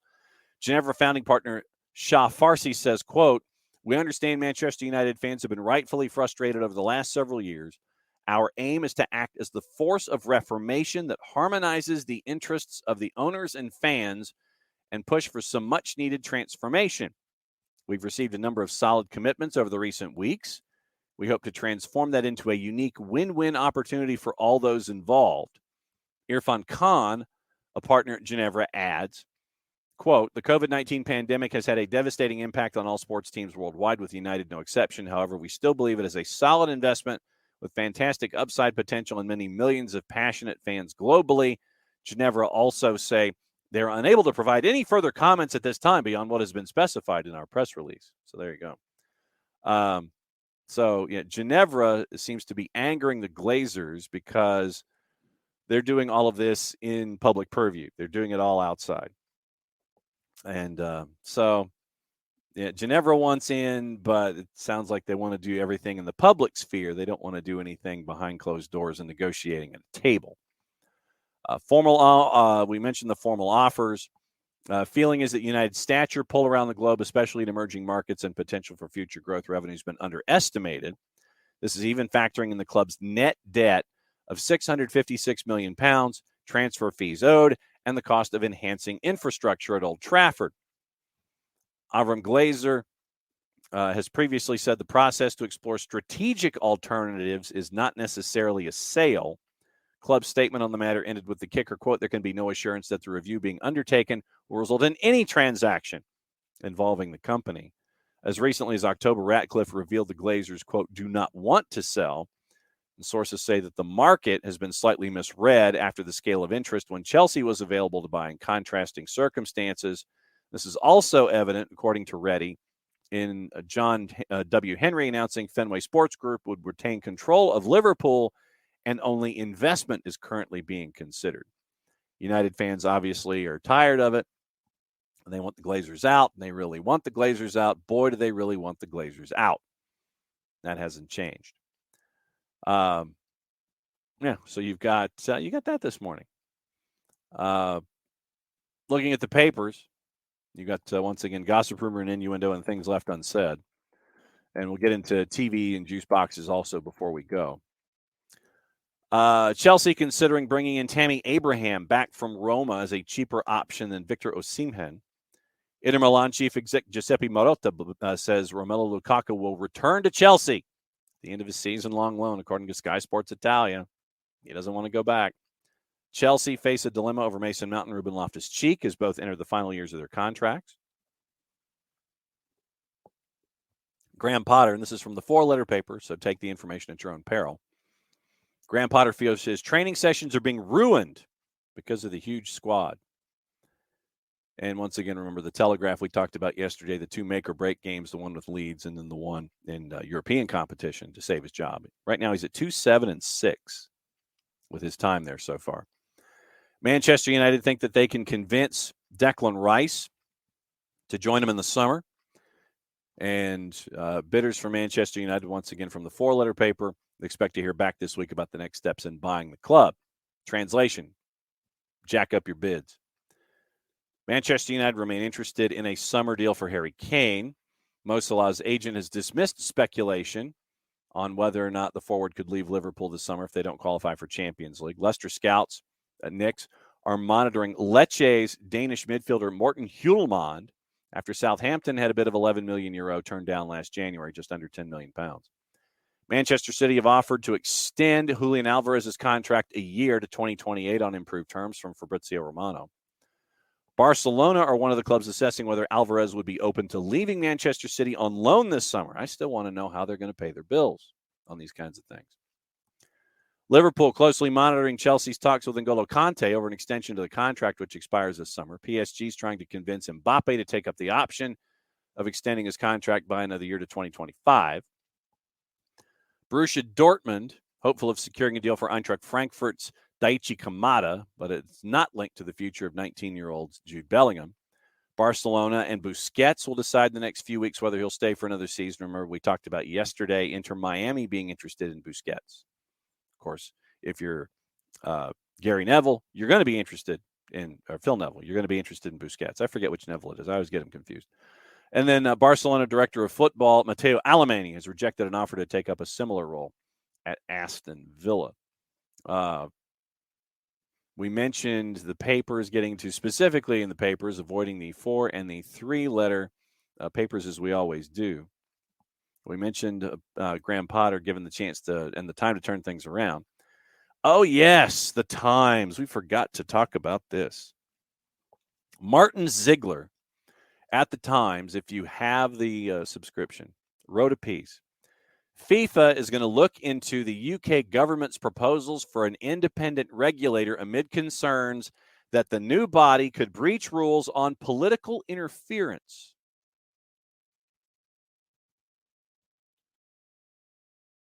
Political interference.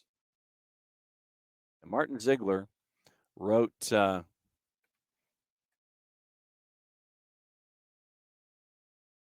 and it came out on, I'm going to see if I can find it because it's behind a paywall.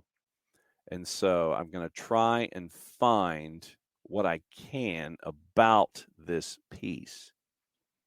So let's see if the Ziegler element is working or if it has to be paywall or not. So, okay, so sport, click on it. I want to see it. I got folks being dropped from squads. I know this makes for riveting radio once again. Let me see if we can find. Okay, so let's see how much of it we can read before they get mad. The white paper published last week. Right. Yes, of course. So, yeah. And so, of course, the Ziegler article is behind a paywall. But that's your headline. That's your basic headline, is that FIFA is looking into the UK government proposals for an independent regulator to see if it breaches rules on political interference. Keep an eye on that. The Chelsea fear Thiago Silva will be unavailable for the match against Borussia Dortmund next week. Apparently, he's going to be out for several weeks now. And we'll keep an eye on Graham Potter. French football, once again, facing the overhaul, once again with Noel Legret being out the door. Avoiding the 3-letter paper, Daily Mirror, Graham Potter's troubles at Chelsea could lead to Liverpool chasing after Mason Mount. Kylian Mbappe sent a heartfelt message to Jadon Sancho after Manchester United's 2-0 win over Newcastle at Wembley to win Carabao Cup. And we mentioned the agent. And Barcelona forward Robert Lewandowski will miss the Copa del Rey semi against Real Madrid after suffering a hamstring strain on the weekend. Up to 12 Cardiff players in lower divisions facing huge cuts to their salaries if they want to stay next season, with some told they can only be offered £30,000 to re-sign. And that's not good news. And especially in lower divisions, and we'll get into where Cardiff is in its place, so we can get into that. Let me see if it's placed anywhere where it can be seen, or if we're going to have to go fishing for it first and foremost. Not Premier League, not Champions League, not Europa. Mentioning all these kinds of things, no, it does not appear to be anywhere in the early places where it can be found. So we have to go digging for it. But so we'll just go with the headline. And we mentioned where Cardiff is in the standings in the championship. And traditionally, I mean, we've been talking about it as one of the big plot lines in the championship. The teams that are in trouble that used to be in the Premier League. And right now, Cardiff is 4 points from safety. 4 points from safety right now in the championship. But they've won 2 of their last 3. But here's the deal. Once again, I feel like I should put that on a T-shirt. You look at where things stand right now, and it's trouble. You look at, let me see if this is anywhere close to, that's 4 years old. Okay. You look at the teams at the bottom of the table in the championship. As far back as last April, investors were trying to figure out if they could get Cardiff City away from Vincent Tan, who was ready to sell. So Vincent Tan was ready to sell Cardiff a long time ago, and there's a big story in The Athletic about it if you go back in their archives. But you look at the teams at the bottom in the championship, and I'm going to go from the bottom up. The three teams that are currently in trouble that are beating each other up right now: Huddersfield, Blackpool, and Wigan. -17, -18, -22 in goal difference. So you have 5 goals separating the three teams tied at 31 points, and they're all in the relegation zone right now in the championship. They were all in the Premier League recently, say within the last decade or so. Cardiff, same. Birmingham City was there a long time ago. QPR, when they were owned by Tony Fernandez and Air Asia, lost 4 in a row. They're in 18th. 8 points from safety. Stoke was in the Premier League. Hull was in the Premier League. Swansea in the Premier League. Reading was for a cup of coffee, but they've been in the championship for quite some time. But literally, that's 14 through 24. 1, 2, 3, 4, 5, 6, 7, 8, 9, 10 of the 12 teams, or of the 11 teams, 3, 6, 9, 14 through 24. 3, 6, 9, 11. 10 of the 11 teams, 14 through 24, all spent time in the Premier League. Once the parachute payments die, then it's up to the team to try to figure out a way to be financially stable. Right now, they ain't. You go up a little higher, you get into West Brom, Sunderland, Watford, Norwich, Blackburn, Borough, Sheffield United, Burnley, the upper half from 14th higher. And those are teams that have been benefiting recently from parachute payments, short of Sunderland, of course. Sunderland hasn't, Blackburn hasn't, Borough hasn't. So you've got a lot of teams in that upper half that are still trying to figure out, parachute payments, we got to get back to the Premier League. But 14 through 24, 10 of the 11, they were in the Premier League. Parachute payments gone away. And they're trying to figure out how to hang on. I mean, it's a dangerous thing. It's something to keep an eye on in the non-league right now. Southend United, they could have played their last match this past weekend. They could be like gone, period. They've got a winding up order that they have to get squared away by tomorrow.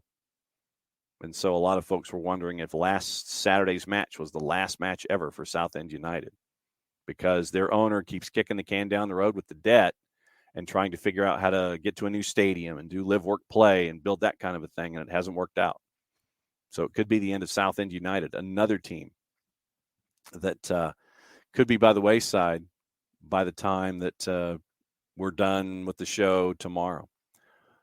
Also on the board when it comes to other studies and things, Daily Record, Dundee United is separated from their previous manager. Craig Levine could be coming back for them in the Sun. Ron Gordon's family have confirmed they won't walk away from Hibs, and Southampton are tracking Bojan Miovski from Aberdeen. So we'll keep an eye on that. So that is your gossip, rumor, and innuendo and things left unsaid. Getting into the action of the day, look at stuff on TV. And we'll get into attendance figures because those were released also. Tuesday, got a decent amount of stuff. BN and BN en Español, Copa Libertadores and the Recopa Sudamericana at 5 and 7:30. Cerro Porteño and Curicó Unido and Flamengo and IDV. So Alex, IDV and the Recopa at 7:30. Fox Deportes, Coupe de France, Lyon and Grenoble at 3.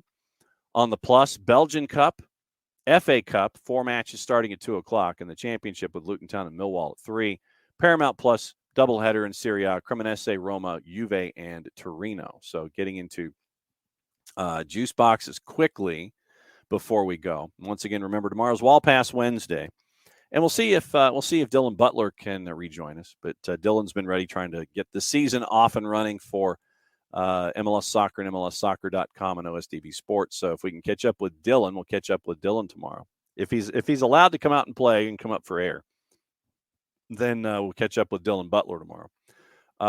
Once again, Serie A at 12:30. Cremonese, big underdog as Roma comes to town at a -132. Also, FA Cup, Stoke and Brighton. Brighton's a big favorite at a -213 at Stoke at 215. Leicester, a big favorite at home against Blackburn, as a -270. Serie B is going on at 2:30 as well this afternoon. Championship, Preston North End is a +184 hosting Coventry. Coventry City's a +160. FA Cup, Fulham and Leeds. Fulham's a +135 as Leeds comes to town at a +204. Action in League One and League Two and the National League. Midweek work for our friends at Wrexham at a -133, hosting Chesterfield at a +328. We'll get into the standings with Wrexham in just a little bit. National League, lower divisions, everybody kicking off at 245. Serie A, Juve a -132 at home, hosting Torino.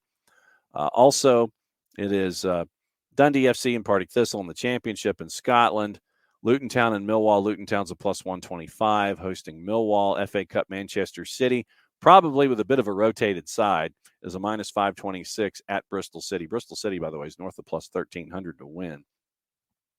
Coupe de France, Lyon a favorite at home at a -370.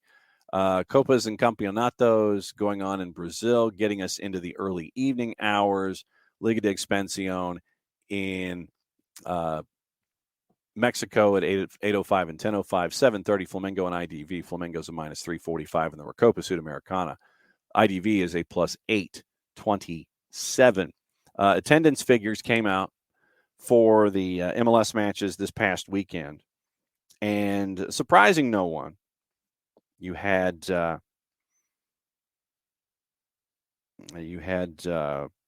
Atlanta and Charlotte at the top of the table. And so let's get into those numbers quickly before we go. You have MLS attendance a year ago. Sounders at 30,000 at just under 80% capacity. And yesterday, you had 91% capacity in those horrendous conditions in Portland. So 22,925 was the announced attendance for what was going on in Portland yesterday. And don't forget, go on Twitter and vote for Thiago Almada for MLS Player of the Match Day. So keep an eye on that as well. So vote, and vote. Basically, that's what you need to do. You need to vote. Toronto FC and Caden Chung have mutually agreed to terminate contracts. And I think that will do it. So once again, remember, tomorrow, Wall Pass Wednesday. We got all that stuff going on.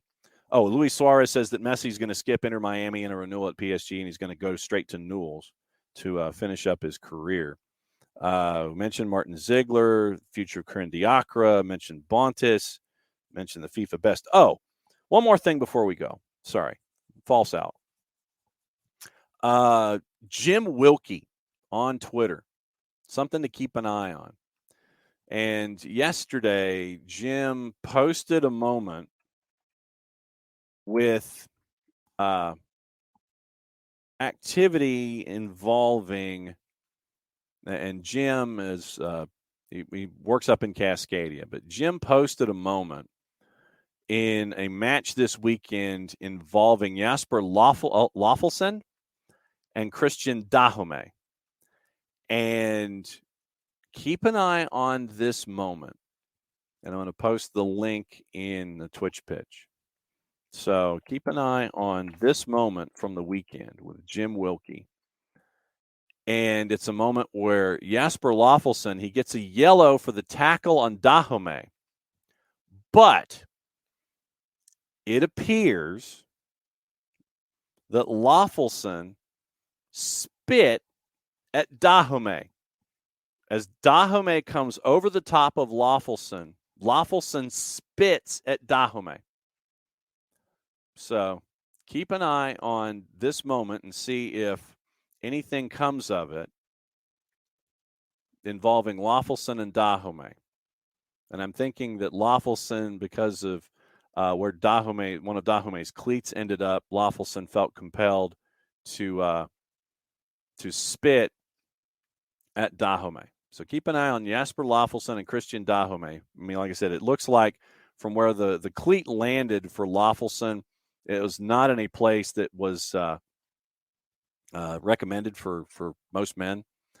And so watch the incident, see if anything else comes of it. Lawfelson from RSL and Christian Dahomey of the Whitecaps. So we'll keep an eye on that as we go here in the upcoming week. So we'll be back at it again tomorrow for Wall Pass Wednesday. Anything's on the table, whatever's on your mind. We'll see if Dylan Butler can join us at 10:05, and we will continue to roll from there as I sit here and hold my cup from somebody that needs to sponsor us. And then that way we can have the cup here every morning. But once again, thanks to all of you guys for hanging out with us this morning. And once again, remember, 5:30, 7:30, Lassiter and Sequoia. Lassiter at Sequoia. And we will have those matches on the SDH app, and we will have them on soccerdownhere.net. And weather permitting, we'll have Lakeside and Riverwood on Friday. But first and foremost, the matches tonight. And fantastic weather. So if you're up in Cherokee County, come and say hi to me and Jason, and we will have some fun. So for everybody here at SDH, for Jason, for Jarrett, for Nick, I'm just John. Played safe, everybody. It's the end of the show. That means one thing. It means I get to do this.